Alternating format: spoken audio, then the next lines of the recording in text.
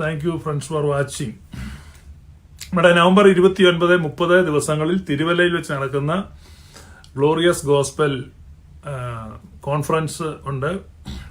അതിൽ പങ്കെടുക്കാൻ ആഗ്രഹിക്കുന്നവർ 8589-039-039 എന്ന നമ്പറിൽ വിളിച്ച് നിങ്ങളുടെ സീറ്റുകൾ നിങ്ങൾക്ക് റിസ്റ്റോർ ചെയ്യാവുന്നതാണ്.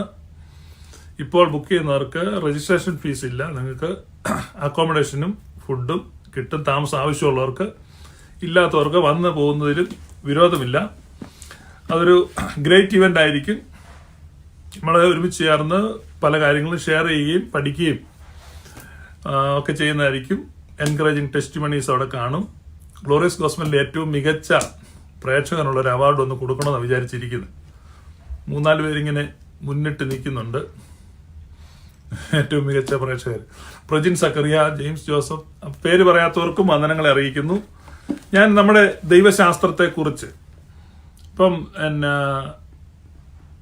ചില ആളുകൾക്കെങ്കിലും ഒരു തെറ്റിദ്ധാരണയുണ്ട്. കാരണം ഇടയ്ക്ക് ജോയിൻ ചെയ്തവരും കേട്ടുകേൾവിയുള്ളവരും. ഇപ്പം എന്തുകൊണ്ടാണ് ഞാൻ ഇങ്ങനെ സംസാരിക്കുന്നത്? ചില ആളുകൾക്കെങ്കിലും വിഷമം ഉണ്ടാകുന്നുണ്ട്, അതെനിക്കറിയാം. അപ്പം അവരുടെ ഒരു ക്ലാരിറ്റിക്കായിട്ട് ഞാൻ ചെറുതായിട്ടൊന്ന് വിശദീകരിക്കുകയാണ്.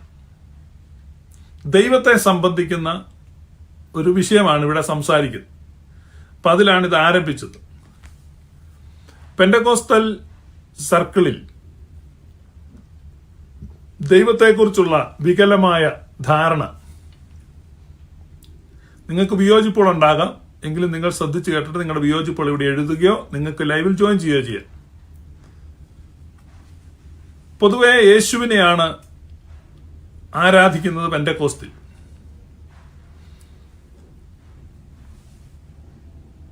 അപ്പോസ്തലനായ പൗലൂസ് കൊരിന്ത്യർക്ക് എഴുതുമ്പോൾ മറ്റൊരു യേശു, മറ്റൊരു സുവിശേഷം, മറ്റൊരു ആത്മാവ് എന്ന് പറഞ്ഞിട്ടുണ്ട്. ഇത് നമ്മൾ ശ്രദ്ധിക്കേണ്ട വളരെ പ്രധാനപ്പെട്ട ഒരു കാര്യമാണ്.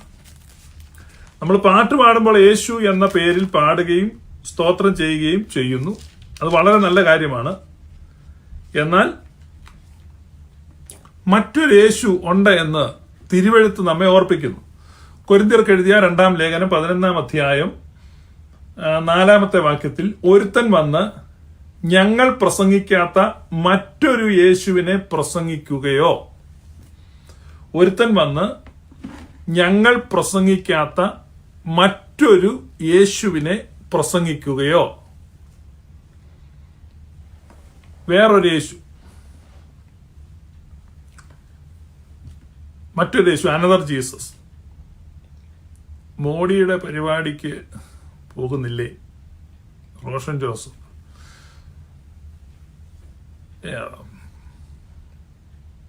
പിന്നെ പോകുന്നില്ല. പെന്തക്കോസ് നോട്ട് എ ക്രിസ്ത്യൻ. ഞാനങ്ങനെ ഒരു പരിപാടികൾക്ക് പോകാറില്ല റോഷൻ ജോസഫ്. ഇവിടെ അതിനേക്കാളൊക്കെ നല്ല ഒത്തിരി പരിപാടികൾ നടക്കാറുണ്ട്. ഞാൻ ഇങ്ങനെ കളികള്, ഷോകള്, ഇവന്റുകള് അതിനൊന്നും അങ്ങനെ പോകാറില്ല. പോകുന്നത് പാപമായിട്ടല്ല, താല്പര്യമില്ല. ഗെയിമുകൾ കാണാറില്ല. ഗെയിം കാണുന്നൊന്നും പാപമൊന്നുമല്ല. അതൊക്കെ ഇഷ്ടമുള്ളവർ പോവുക. ഓരോരുത്തർക്കും ഓരോ ഇഷ്ടമാണ്. എനിക്ക് ഇഷ്ടം വായിക്കുന്നതാണ് ഇഷ്ടം. അതാണ് എൻ്റെ ഒരു സന്തോഷം. അപ്പം നമ്മൾ പറഞ്ഞുകൊണ്ടിരുന്നത് മറ്റൊരു യേശു. അപ്പൊ യഥാർത്ഥ യേശു അല്ല, മറ്റൊരു യേശുവാണ്. ഉദാഹരണം പറഞ്ഞാൽ നമ്മൾ കേരളത്തിലൂടെ സഞ്ചരിക്കുമ്പോൾ ധാരാളം സ്ഥലങ്ങളിൽ നിങ്ങൾക്കൊരു ബോർഡ് കാണാം, സകല പ്രശ്നങ്ങൾക്കും പരിഹാരം യേശു ക്രിസ്തു. അത് യേശു ക്രിസ്തു അപ്പോസ്തലന്മാരോ അവകാശപ്പെടാത്തതാണ്. സകല പ്രശ്നങ്ങൾക്കും പരിഹാരം യേശു. അപ്പൊ ഈ പെന്തക്കോസ്തുകാരെ അവതരിപ്പിക്കുന്ന ഇപ്പൊ കാനാടി കുട്ടിച്ചാത്തൻ, കാനാടി മഠം കുട്ടിച്ചാത്തൻ സേവ, മനോരമ കാണാൻ പരസ്യം. അത് 500 രൂപ മറ്റോ കൊടുത്തു കഴിയുമ്പോൾ നമുക്കൊരു കുപ്പിക്കകത്ത് കുട്ടിച്ചാത്തനെ തരും. കുട്ടിച്ചാത്തൻ നമ്മുടെ കൂടെ പോരും. അങ്ങനെ പിന്നെ ഈ കുറച്ച് നാളത്തേക്ക് റെന്റിന് എടുക്കുന്ന പരിപാടിയുണ്ട്. പിന്നെ തിരിച്ചുകൊണ്ട് കൊടുക്കണം. അത് നിങ്ങൾക്ക് അറിയത്തില്ലായിരിക്കും. അങ്ങനെ ഉണ്ട്. അപ്പൊ ഈ കുട്ടിച്ചാത്തനെ മേടിച്ചോണ്ട് പോരുക. ഇപ്പൊ നമ്മുടെ ഉദിഷ്ട കാര്യങ്ങൾ നടത്താൻ പറ്റും. പെർമനന്റ് ആയിട്ടും മേടിക്കാം, ടെമ്പററി ആയിട്ട് കുറച്ച് കാലത്തേക്ക് മേടിക്കാം. അങ്ങനെ കുട്ടിച്ചാത്തനെ മേടിക്കും. ഇപ്പൊ ഈ കുട്ടിച്ചാത്തം വന്നു കഴിഞ്ഞാൽ എന്തെല്ലാം നടക്കും? അവ ഉദിഷ്ട കാര്യങ്ങൾ നടക്കും, വിവാഹ തടസ്സങ്ങൾ മാറ്റും, ബിസിനസ് അഭിവൃദ്ധി ഉണ്ടാക്കും, കൃഷിയിൽ അനുഗ്രഹം ഉണ്ടാക്കും, ദാമ്പത്യ ബന്ധത്തിലെ അസ്വാരസ്യങ്ങൾ വിള്ളലുകളൊക്കെ മാറ്റും, ഒന്നുകിൽ നീക്കിത്തരും അല്ലെങ്കിൽ യോജിപ്പിച്ചു തരും. എങ്ങനെയാലും കുട്ടിച്ചാത്തം കാര്യം നടത്തും. അപ്പൊ ഇങ്ങനെ പരസ്യമുണ്ട്. അപ്പൊ ആ പരസ്യത്തെ അനുസ്മരിപ്പിക്കുന്ന രീതിയിൽ പെന്തക്കോസ്ത് സഭകളുടെ പരസ്യങ്ങൾ പത്രത്തിൽ കാണാം, മനോരമ പത്രത്തിലും കാണാം, അതുപോലെയുള്ള പെന്തക്കോസ്ത് പത്രങ്ങളിലും എല്ലാ പത്രങ്ങളിലും കാണാം, ഇന്റർനെറ്റിൽ കാണാം. അപ്പൊ സഭകൾ പരസ്യം കൊടുക്കുന്നു എന്നുള്ളതാണ്. സഭകൾ പരസ്യം കൊടുക്കുന്നു, മാർക്കറ്റിംഗ്. ഇപ്പൊ യേശുവിനെ ഡോർ ടു ഡോർ സെയിലായിട്ട് ഈ ചൈനീസ് ഉൽപ്പന്നങ്ങൾ വിൽക്കുന്നത് പോലെ വിൽക്കുന്നു. അപ്പൊ വിൽക്കപ്പെടുന്ന ഒരു യേശു, മാർക്കറ്റ് ചെയ്യപ്പെടുന്ന ഒരു യേശു, അത് തികച്ചും വ്യത്യസ്തമായ ഒരു യേശുവിനെയാണ്. നിങ്ങളുടെ ദുഃഖങ്ങളെ മാറ്റുന്ന, രോഗങ്ങളെ മാറ്റുന്ന, അപ്പൊ അങ്ങനെയുള്ള ഒരു യേശുവിനെ അപ്പോസ്തലന്മാർ അവതരിപ്പിച്ചിട്ടില്ല. പിന്നെ അസാധ്യമായ പ്രൊട്ടക്ഷൻ നിങ്ങൾക്ക് തരുന്നു, ഇങ്ങനെയൊക്കെ പറഞ്ഞങ്ങ് അവതരിപ്പിക്കുക. അപ്പൊ ഇതെല്ലാം ജാതീയ ചിന്തകളിൽ നിന്ന്, ഈ കഥകളിൽ നിന്ന് ഒക്കെ കടം കൊണ്ട ഒരു യേശുവാണ്. ഈ കഥകളിൽ നിന്ന് കടം കൊണ്ടു പറഞ്ഞ നോവൽസ്, മാജിക് നോവൽസ് ഉണ്ട്, മാജിക് നോവൽസ്, മാജിക് ഇമാജിനേഷനാണ്. അപ്പൊ അങ്ങനെയുള്ള ഒരു നോവലാണ് ഈ ടിം ലഹായ് എന്ന് പറഞ്ഞ ഒരാൾ എഴുതിയ ഒരു നോവലുണ്ട്. നിങ്ങൾ ഗൂഗിൾ ചെയ്താൽ നിങ്ങൾക്ക് കാണാം. ടിം ലഹായ് എന്ന് പറഞ്ഞ ആളുടെ നോവലാണ്. ആ നോവലിന്റെ പേര് ലെഫ്റ്റ് ബിഹൈൻഡ് എന്ന നോവലാണ്. അപ്പൊ ഈ ലെഫ്റ്റ് ബിഹൈൻഡ് എന്ന നോവല് വേദപുസ്തകത്തിലെ അല്ലെങ്കിൽ ബൈബിളിലെ ഒരു വാക്യത്തെ അടിസ്ഥാനമാക്കി എഴുതിയ ഒരു നോവലാണ്. നിങ്ങൾ ശ്രദ്ധിക്കണം. ബൈബിളിലെ ഒരു വാക്യത്തെ അടിസ്ഥാനമാക്കി ഒരു നോവല്. ഇപ്പം ഇയാളുടെ പുസ്തകമുണ്ട്, ഡാവിഞ്ചി കോഡ്, ഡാൻ ബ്രൗൺ. ഇപ്പൊ അല്ലെങ്കിൽ നമുക്ക് പിന്നെ വടക്കൻ വീരഗാഥ, MT വാസുദേവൻ നായർ വടക്കൻ പാട്ടിനെ അധികരിച്ച് എഴുതുകയാണ്, ഭാവന. ഇപ്പൊ ആക്ച്വലി വടക്കൻ പാട്ടിലെ കഥയല്ല, ചന്തുവിനെ നല്ലൊരു ചന്തു ഒക്കെ ആക്കുന്നുണ്ട്. അപ്പൊ ആളുകളുടെ ഭാവനയിൽ പല കഥകൾ എഴുതും. അപ്പം ബൈബിളിലെ ഒരു വാക്യമാണ്. ബൈബിളിലെ ഒരു വാക്യം, അന്നാളിൽ 2 പേർ വയലിൽ ഇരിക്കും, അതിൽ ഒരാൾ എടുക്കപ്പെടും, ഒരാൾ തിരസ്കരിക്കപ്പെടും. അന്നാളിൽ 2 പേർ ഒരു തിരികല്ലിൽ പൊടിച്ചുകൊണ്ടിരിക്കും, അതിൽ ഒരാൾ സ്വീകരിക്കപ്പെടും, ഒരാൾ തിരസ്കരിക്കപ്പെടും. അന്നാളിൽ 2 പേർ ഒരു പായയിൽ കിടക്കും, ഒരാൾ എടുക്കപ്പെടും, വേറൊരാൾ തിരസ്കരിക്കും. ഇത് യേശു പറഞ്ഞതാണ്. അപ്പൊ ആ ഒരു വാക്യത്തിന്റെ അടിസ്ഥാനത്തിൽ ഒരു കഥയുണ്ടാക്കുകയാണ്. കർത്താവ് ഇങ്ങനെ മടങ്ങി വന്ന് മധ്യാകാശത്തിൽ വരും. മധ്യാകാശത്തിൽ വരുമ്പോൾ ഈ ഭൂമിയിൽ കുറെ പേര് ഇങ്ങനെ എടുക്കപ്പെടും. എടുക്കപ്പെട്ട് കഴിയുമ്പോൾ ഭൂമിയിൽ വലിയ കയോസ് ഉണ്ടാവും. കാരണം ഓടുന്ന ട്രെയിനിന്റെ ഡ്രൈവർ അപ്രത്യക്ഷമാകുന്നു, ട്രെയിൻ ഇങ്ങനെ സിഗ്നലൊക്കെ തെറ്റിച്ച് ഓടിപ്പോകുന്നു, ഇടിക്കുന്നു, മറിയുന്നു, വിമാനം ലാൻഡ് ചെയ്യിക്കാൻ ആളില്ല, മണല്ലോറി പാഞ്ഞു പോകുന്നു, ഇങ്ങനെയൊക്കെയുള്ള ഭാവനകളാണ്. അപ്പൊ ഇങ്ങനെ വെച്ച് ടിം ലഹായ് ഒരു നോവൽ എഴുതി. ആ നോവല് സൂപ്പർ ഹിറ്റായി, ധാരാളം കോപ്പികൾ വിറ്റു, ആളുകൾക്ക് പരിഭ്രാന്തി ഉണ്ടായി. ഉടൻ സംഭവിക്കുന്നു. നിങ്ങൾക്കറിയാം 2012 എന്ന് പറഞ്ഞൊരു നോവല്, 2012 അതൊരു സിനിമയായി. ആ സിനിമ 2011 ഭയങ്കര ഭീതി വിതച്ചിങ്ങനെ വന്നതാണ്. ഞാൻ ആ സിനിമ കണ്ടില്ല, ഇന്നും കണ്ടിട്ടില്ല. സിനിമ ഫ്രീ ആയിട്ട് കിട്ടും, എന്നിട്ടും കാണുന്നില്ല.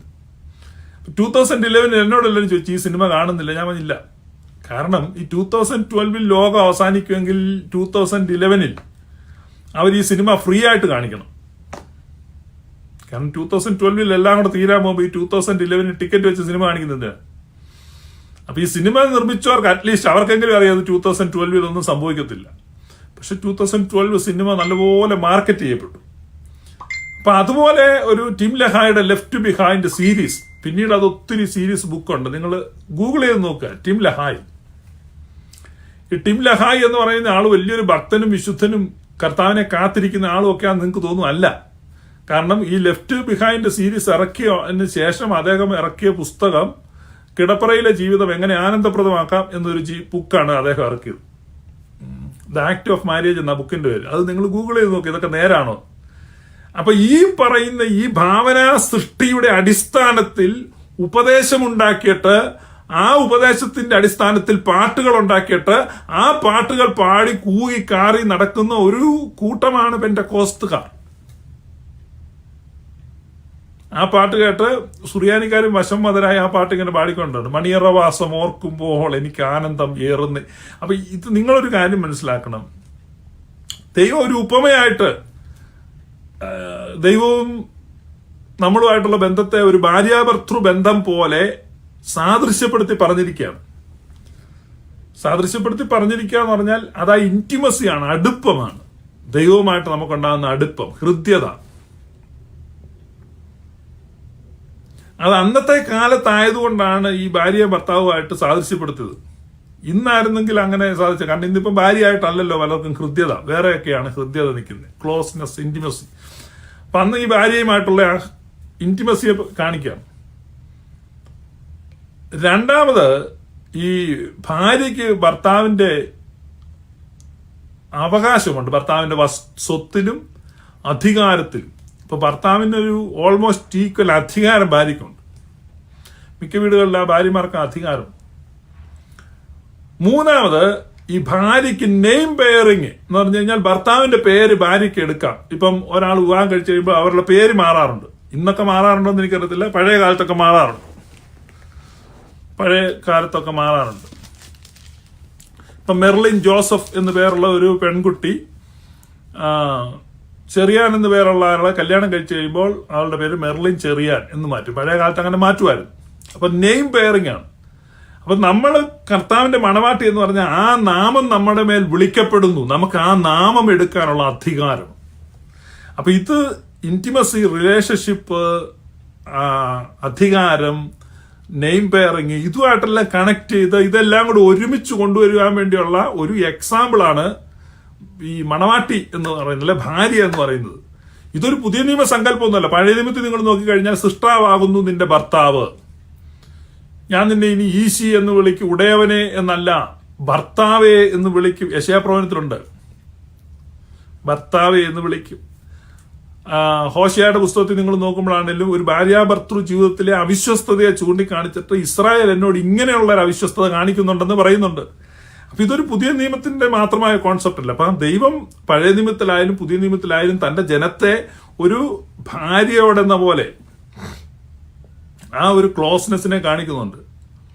അപ്പൊ ഇതിനെ അങ്ങോട്ട് ഇത് കിട്ടിക്കഴിഞ്ഞപ്പോഴേക്കും ഈ ഉപമയിലൂടെ പിന്നെ ഭാവനയിൽ കയറി കാട് കയറി സഞ്ചരിച്ച് ഇവരെന്തെല്ലാം കുഴപ്പങ്ങൾ ഉണ്ടാക്കി വെച്ച് മണിയറവാസം ഓർക്കുമ്പോ പിന്നെ അത് ഫസ്റ്റ് നൈറ്റ് ആക്കി, പിന്നെ അത് ഹണിമൂൺ ആക്കി, പിന്നെ എന്തെല്ലാം കാര്യങ്ങളാക്കിയെന്ന് പറയും. ഇവരുടെ ചിന്തകൾ അങ്ങ് കാട് കയറി പൊക്കോണ്ടിരിക്കുക. അതിന് അവന്മാരിരുന്ന് ഇങ്ങനെ പാട്ട് എഴുതി അങ്ങോട്ട് പോകുന്നു, പിന്നെ തായ്ലൻഡ് വഴി ഹണിമൂണിന് പോകുന്നു, ഇങ്ങനെയൊക്കെ അങ്ങ് പാട്ട് എഴുതുക. അപ്പൊ വികലമായ ഒരു ദൈവശാസ്ത്രം, അതാണ് മറ്റൊരു യേശുവിനെയാണ് ഇവർ അവതരിപ്പിക്കുന്നത്. ടോട്ടലി ഇനിയിപ്പോ ഒളിച്ചു വരുന്ന യേശു, കള്ളക്കാമുകൻ, ഒളിച്ചു വരുന്ന യേശു, പിന്നെ അത് കഴിഞ്ഞ് പിച്ചാത്തിയായിട്ട് വരുന്ന യേശു പ്രതികാരം ചെയ്യാൻ. നിങ്ങൾ ഓർക്കണം, ഇപ്പൊ ഇവരുടെ നിങ്ങൾ കേൾക്കുന്ന പ്രസംഗങ്ങൾ മനുഷ്യനെ ചിന്താക്കുഴപ്പത്തിലാക്കുന്നു, ഭയവിഹ്വലരാക്കുന്നു. നിങ്ങൾ ഇവരുടെ പ്രസംഗം കേട്ടിട്ട് നിങ്ങൾ നിങ്ങൾ കേട്ട യേശു അങ്ങനത്തെ അല്ലേ? അതായത് ഒളിച്ചു വരിക, എന്തിനാ? അടിച്ചു മാറ്റാൻ, ഭാര്യ അടിച്ചു മാറ്റാൻ, മണവാട്ടിയെ വേളി കഴിക്കാൻ മധ്യാകാശത്തിൽ മണിപ്പന്തലൊരുക്കി. ഭൂമിയിൽ മണിപ്പന്തലൊരുക്കിയ പ്രശ്നമാണ്. അതിന് മധ്യാകാശത്തിൽ ഇങ്ങനൊരു മണിപ്പന്തലൊരുക്കി ഇന്നോവ കാറെ വരികയാണ്. വന്നിട്ട് ഇങ്ങനെ എന്ത് ചെയ്യാണ്? അടിച്ചെടുത്തോണ്ട് പോവാണ്, പെട്ടെന്ന് തട്ടിയെടുത്തോണ്ട് പോകും. രജിസ്റ്റർ ഓഫീസിൽ കൊണ്ട് കല്യാണം കഴിച്ചിട്ട് നേരെ ഊട്ടിക്ക് പോവുക, ഗൂഡല്ലൂർ വഴി. അപ്പൊ ഇങ്ങനെ ഈ ഒരു ഭാവനയാണ്. അപ്പൊ തട്ടിയെടുത്തോണ്ട് പോകുന്നു. അത് കഴിയുമ്പോഴേക്കും പിന്നെ വില്ലന്മാർ ഇവിടെ ഉണ്ട്. പിന്നെ ഭാര്യയെ സേഫ് ആക്കിയിട്ട് വീണ്ടും എന്ത് ചെയ്യാണ്? ആസിഡ് ബൾബും വടിവാളും സൈക്കിൾ ചെയിനും ഒക്കെ ആയിട്ട് വീണ്ടും വരികയാണ്. വീണ്ടും വന്നിട്ട് പിന്നെ ഭയങ്കര സ്റ്റണ്ട്. ഇതൊക്കെയാണ് ചിന്തിക്കുന്നത്. ഇതൊക്കെ ആരോടായി സ്റ്റണ്ട് നടത്തുന്നത്? സൃഷ്ടിയായ മനുഷ്യനോട് സൃഷ്ടാവ് നടത്തുന്ന ഇടപെടലുകളെ കുറിച്ചാണ് ഈ വർണ്ണിക്കുന്നത്. നിങ്ങളതിന്റെ ഇല്ലോജിസിറ്റി മനസ്സിലാക്കണം. യുക്തിഹീനത, പരമ അബദ്ധം. ദൈവം ആരാണ്? ദൈവം സൃഷ്ടാവാണ്. നിങ്ങൾ എന്നെ കേൾക്കുന്ന പൊന്നു പെന്തക്കോസ്തുകാരെ നിങ്ങൾ മനസ്സിലാക്കുക, നിങ്ങൾ പ്രസന്റ് ചെയ്യുന്ന ദൈവമല്ല. നിങ്ങൾ പ്രസന്റ് ചെയ്യുന്നത് മനുഷ്യന്റെ ഭാവനയിലെ എന്തോ ഒന്നാണ്, വികലമായ ഭാവന. ടിം ലഹായി എഴുതിയ നോവലാണ്. ആ നോവലിന്റെ അടിസ്ഥാനത്തിലാണ് നിങ്ങളുടെ ദൈവശാസ്ത്രം. ആ ദൈവശാസ്ത്രത്തിന്റെ അടിസ്ഥാനത്തിലാണ് നിങ്ങളുടെ പാട്ട്. ആ പാട്ടിൽ ചിലത് നാളെ മൂളിച്ച് തുള്ളാനാണ് നിങ്ങളിപ്പോ കീബോർഡ് സംഗതി സെറ്റ് ചെയ്ത് വെച്ചിരിക്കുന്നത്. പരമ അബദ്ധമാണ്. പൗലുസ്ലിയ പറയുന്നുണ്ട്, കെട്ടുകഥ, കിഴവിക്കഥ, നിർമ്മിത കഥ, യഹൂദ കഥ ഇതെല്ലാം വിട്ടിരിക്കണമെന്ന്. തിമോത്തിയോസിന് എഴുതുന്ന ലേഖനം നിങ്ങൾ വായിക്കുക, തീത്തോസിന് എഴുതുന്ന ലേഖനം, അതിലൊക്കെ പൗലൂസ് പറയുന്നത് പലതരത്തിലുള്ള കഥകള്.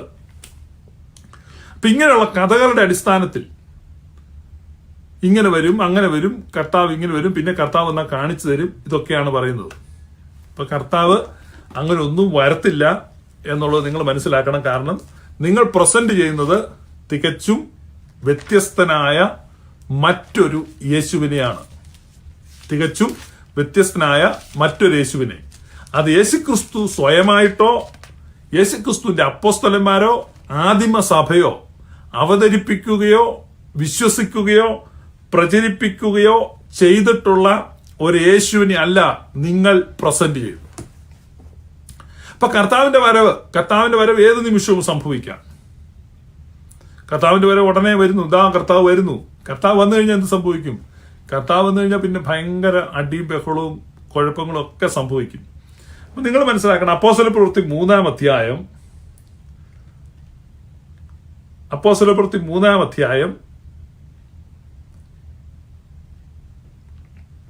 19 മുതൽ ഞാൻ വായിക്കാം. ദൈവമോ തന്റെ ക്രിസ്തു കഷ്ടം അനുഭവിക്കും എന്ന് സകല പ്രവാചകന്മാരും മുഖാന്തരം മുന്നറിയിച്ചത് ഇങ്ങനെ നിവർത്തിച്ചു. ആകയാൽ നിങ്ങളുടെ പാപങ്ങൾ മാഞ്ഞു കിട്ടേണ്ടതിന് മാനസാന്തരപ്പെട്ടു തിരിഞ്ഞുകൊള്ളുവീൻ. എന്നാൽ കർത്താവിന്റെ സമ്മുഖത്ത് നിന്ന് ആശ്വാസകാലങ്ങൾ വരികയും നിങ്ങൾക്ക് മുൻ നിയമിക്കപ്പെട്ട ക്രിസ്തുവായ യേശുവിനെ അവൻ അയക്കുകയും ചെയ്യും. ദൈവം ലോകാരംഭം മുതൽ, നിങ്ങൾ വായിക്കണം, അപ്പോസ്തലപ്രവൃത്തി 3-ാം അധ്യായം 21-ാമത്തെ വാക്യം. ആക്സ് അപ്പോസ്തലപ്രവൃത്തി 3-ാം അധ്യായം 21-ാമത്തെ വാക്യം ബൈബിളുള്ള ഓരോരുത്തരും എടുക്കുക, തുറക്കുക. അവിടെ അപ്പോസ്തലനായ പത്രോസ് പറയുകയാണ്, ദൈവം ലോകാരംഭം മുതൽ തന്റെ വിശുദ്ധ പ്രവാചകന്മാർ മുഖാന്തരം അരുളി ചെയ്തതൊക്കെയും യഥാസ്ഥാനത്താകുന്ന കാലം വരുവോളം, ഇപ്പൊ perfect and complete restoration, perfect and complete restoration. നിങ്ങളൊന്നുകൂടെ നോക്കുക, നിങ്ങളുടെ ബൈബിൾ തുറക്കുക, നോക്കുക, പെർഫെക്റ്റ് ആൻഡ് കംപ്ലീറ്റ് റിസ്റ്റോറേഷൻ. അപ്പം മുഴുവൻ കാര്യങ്ങളും യഥാസ്ഥാനത്താകുന്ന കാലം വരുവോളം സ്വർഗം അവനെ കൈക്കൊള്ളേണ്ടതാകുന്നു എന്ന് പറഞ്ഞാൽ മുഴുവൻ പ്രോഫസികളും ഫുൾഫില്ലായി. ഈ യൂണിവേഴ്സിന്റെ പെർഫെക്റ്റ് റിസ്റ്റോറേഷൻ നടന്നതിന് ശേഷം മാത്രമേ സ്വർഗം യേശുവിനെ റിലീസ് ചെയ്യത്തുള്ളൂ. അതിനു മുമ്പ് കർത്താവ് വരത്തില്ല. അപ്പൊ അതിനു മുമ്പ് കർത്താവ് വരുമെന്ന് പറഞ്ഞാണ് ഇവർ ഈ പേടിപ്പിക്കുന്നത്. എത്രയോ മനുഷ്യരുടെ ക്രയശേഷിയെ നശിപ്പിക്കാന്നറിയാം. എത്രയോ ആളുകൾ ഭയപ്പെട്ട്, നിരാശപ്പെട്ട്, പരിഭ്രമിച്ച്, അതുപോലെ മനുഷ്യന്റെ ജീവിതത്തിന്റെ ഉന്മേഷം നഷ്ടപ്പെടുന്നു, ഉത്സാഹം നഷ്ടപ്പെടുന്നു, ജീവിക്കാനുള്ള ആഗ്രഹം നഷ്ടപ്പെടുന്നു. അത് പലരെയും എന്ത് ചെയ്യുന്നു? ജീവിത വിമുഖരാക്കി മാറ്റുന്നു. ഇത് 1-2 പേരല്ല. ജോലി ചെയ്യാന്നുള്ള ജോലി ചെയ്യുന്നില്ല, ഉത്സാഹമില്ല. എന്തിനാ കർത്താവ് ഉടനെ വരും, എല്ലാം തീരും. ഇപ്പൊ ഇത് പലരെയും എന്നെയും ബാധിച്ചിട്ടുണ്ട്. എന്റെയും ജീവിതത്തിൽ അങ്ങനെ പല വർഷങ്ങൾ. കാരണം ഞാനും ചിന്തിച്ചിട്ടുണ്ടോ, കർത്താവ് ഉടനെ വരാൻ പോവാണിത്, ഇതിന്റെ ഒന്നും ആവശ്യമില്ല. അപ്പൊ എന്തെങ്കിലും ഒരു ടെമ്പററി കാര്യങ്ങളൊക്കെ ചെയ്യുക. കാരണം ഇതിനൊന്നും വലിയ അർത്ഥമൊന്നുമില്ല, ഉടനെ തന്നെ ഇതെല്ലാം തീരും. ഇതാണ് ചിന്ത. നിങ്ങൾ എന്നെ കേൾക്കുന്ന നിങ്ങൾ നല്ലൊരു വിഭാഗം അങ്ങനെ ചിന്തിച്ചുകൊണ്ടിരിപ്പുണ്ടെന്ന് എനിക്കറിയാം. കർത്താവ് വരികയല്ല. ഇനിയിപ്പോ ഈ ഭാഗം മുറിച്ചെടുത്തോണ്ട് കർത്താവ് വരികയെന്ന് ഞാൻ പറഞ്ഞു. കർത്താവ് വരികയെന്ന് പറഞ്ഞു കഴിഞ്ഞാൽ ഇപ്പോഴത്തെ അവസ്ഥയിൽ കർത്താവ് വരത്തില്ല. കർത്താവ് എന്തിനാ വരുന്നേ? അയ്യോ, ഇവരെ ചേർക്കാൻ. ആരെയാ ചേർക്കുന്നേ? ഇവരെ ചേർക്കാൻ പറ്റിയ ആളുകളല്ലേ. ഈ ഫേസ്ബുക്കിൽ തന്നെ ഇത്രയും ചീത്ത പറയുന്ന ഒരു കൂട്ടരില്ല. അപ്പൊ ഈ തെറിയന്മാരെ എന്ത് ചെയ്യാണ്? കർത്താവിന് വളരെ അത്യാവശ്യമാണ് സ്വർഗത്തിൽ. അവിടെ മധ്യാകാശത്തിൽ കുറെ പേരെ തെറി വിളിക്കാനുണ്ട്. ഇവരുടെ ഗ്രൂപ്പുകളിലൂടെ നിങ്ങളൊന്ന് കയറി നോക്കണം. ഈ വിശുദ്ധന്മാർ ഇപ്പൊ കഴിഞ്ഞ ദിവസം ഇവരെല്ലാം കൂടി ഇന്ന് ചർച്ച ചെയ്യത് കർത്താവ് എങ്ങനെ വരും, ഒരു പീഡനത്തിന് മുമ്പ് വരുമോ അതിന് ശേഷം വരുമോ? കർത്താവ് പീഡനത്തിന് മുമ്പ് വരത്തില്ല, ശേഷം വരുന്ന കർത്താവ് അങ്ങനൊന്നും വരത്തില്ല. കർത്താവ് വരണമെങ്കിൽ മുഴുവൻ പ്രവചനങ്ങളും നിവൃത്തിയാകണം. ഇനി ഒരു പ്രവചനവും നിവൃത്തിയാക്കാൻ കർത്താവ് വരത്തില്ല. It is very clear. അപ്പൊ തന്റെ വിശുദ്ധ പ്രവാചകന്മാരിലൂടെ ലോകാരംഭം മുതൽ പറഞ്ഞിട്ടുള്ള മുഴുവൻ പ്രവചനങ്ങളും എന്ത് ചെയ്യണം? നിവൃത്തിയാകണം. സകലതും യഥാസ്ഥാനത്താകണം. സകലതും യഥാസ്ഥാനത്താകുമ്പോൾ സ്വർഗവും ഭൂമിയും ഒന്നായിത്തീരും എന്ന കാലസമ്പൂർണതയുടെ വ്യവസ്ഥ എന്താണ്? അതാണ് യേശു പ്രാർത്ഥിക്കാൻ പഠിപ്പിച്ചത്. സ്വർഗസ്ഥനായ ഞങ്ങളുടെ പിതാവേ, അങ്ങയുടെ നാമം പൂജിതമാകണമേ, അങ്ങയുടെ രാജ്യം വരണമേ, അങ്ങയുടെ ഇഷ്ടം സ്വർഗത്തിലെ പോലെ ഭൂമിയിലും ആകണമേ. That is the mission of church of Jesus Christ. അപ്പൊ യേശുക്രിസ്തുവിന്റെ സഭയുടെ യഥാർത്ഥ ദൗത്യം എന്താണ്? ഈ ഭൂമിയിൽ ദൈവരാജ്യം സ്ഥാപിക്കുക, സ്വർഗത്തിലെ പോലെ ദൈവഹിതം ഭൂമിയിലും നടക്കുന്ന വിധത്തിൽ ഭൂമിയെ എന്ത് ചെയ്യുക? രൂപാന്തരപ്പെടുക, ലോകത്തെ പരിവർത്തനത്തിന് വിധേയമാക്കുക. എങ്ങനെയാണ്? Through the love and sharing. സ്നേഹത്തിലൂടെയും പങ്കുവെക്കലിലൂടെയും ഈ ലോകത്തെ എന്താക്കി മാറ്റണം? സ്വർഗമാക്കി മാറ്റണം. അതിനുള്ള ദൗത്യമാണ് സഭയെ ഏൽപ്പിച്ചത്. അല്ലാതെ നിങ്ങൾ വിചാരിക്കുന്നത് പോലെ ഈ ഒരു മെസ്സേജ് പോയി എല്ലാവരോടും അറിയിക്കുക, അതാ കർത്താവ് വരുന്നു, കർത്താവ് വരുന്നു, ഉടനെ യേശു വരുന്നു. എന്തിന്? ആരെ കാണാൻ? എന്തിന്? No no no no. അപ്പൊ ഇത് തെറ്റായ റീഡിംഗ് ആണ്. സ്ക്രിപ്ചർ നിങ്ങൾ തെറ്റായിട്ട് വായിച്ചിട്ട് ഉടനെ യേശു വരുന്നു. എന്തിന്? എന്തിനാ യേശു വരുന്നത്? ഇവർ ചിന്തിക്കുന്നത് ഈ ലോകം മുഴുവൻ കുഴപ്പത്തിലായിരിക്കുന്നു, അപ്പൊ ഈ ലോകത്തെ മുഴുവൻ ചവിട്ടി കൂട്ടി കളഞ്ഞ് എന്നിട്ട് അതിൽ നിന്ന് കുറച്ചു പേരെ ആരെ കൊണ്ടുവന്ന്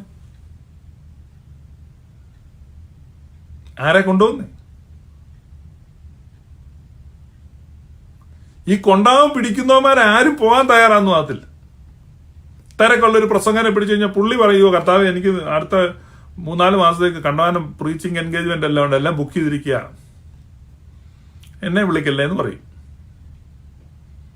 ബാങ്കിൽ പൈസ കിടക്കുന്നവനെ വിളിച്ച് അവൻ പോവും. അവൻ പറയോ ഇത്രയും പൈസ കിടക്കുക. ആരായി പോകുന്നേ? ഇവരെ സംബന്ധിച്ച് ദൈവരാജ്യം ഭൂമിയിൽ സ്ഥാപിക്കുവാനാണ് സഭയെ ഏൽപ്പിച്ചിരിക്കുന്നത് എന്നുള്ള ദൗത്യം ഇവർക്ക് അറിയത്തില്ല.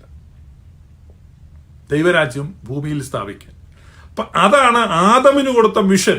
എന്താണ് ആദമിന് കൊടുത്ത മിഷൻ? ആദമിനെ ഒരു തോട്ടം ഉണ്ടാക്കി, ഏദന് കിഴക്കൊരു തോട്ടം ഉണ്ടാക്കി. തോട്ടം ഉണ്ടാക്കിയിട്ട് പറയാണ്, തോട്ടത്തിൽ വേല ചെയ്യേണ്ടതിന് ആദമിനെ തോട്ടത്തിലാക്കി. എന്താ ഈ തോട്ടത്തിൽ ചെയ്യുന്ന വേല? തോട്ടത്തിൽ എന്ത് വേല ചെയ്യണ്ടേ? ചെറുതണം പറിച്ചു കളയുന്നു. എന്താണ് തോട്ടത്തിൽ ചെയ്യേണ്ട വേല എന്ന് പറഞ്ഞാൽ ഭൂമിയിലെ ഒരു ചെറിയ ഭാഗത്താണ് ഈ തോട്ടം ഉണ്ടാക്കിയിരിക്കുന്നത്.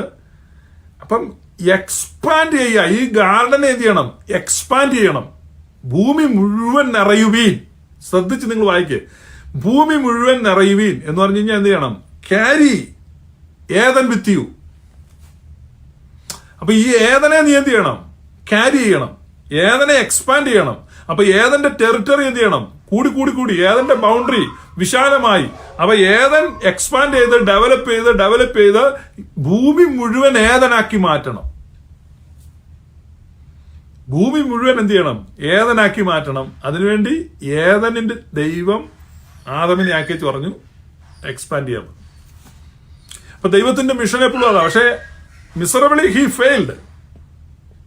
ആദം പരാജയപ്പെട്ടു. അപ്പൊ ഇനി അടുത്ത അബ്രഹാമിനെ വിളിച്ചു.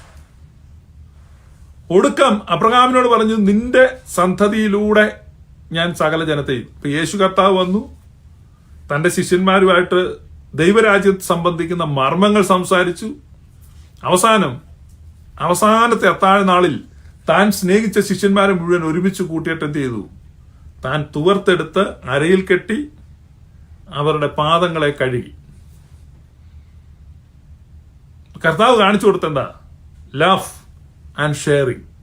അപ്പൊ സ്നേഹത്തിലൂടെയും പങ്കുവെക്കലിലൂടെയും ഈ ലോകത്ത് ക്രിസ്തീയ മാതൃകയെ ചർച്ച് കാണിക്കണം. ഇപ്പൊ ഏത് ചർച്ച് കാണിക്കും എന്നുള്ള വിഷയം.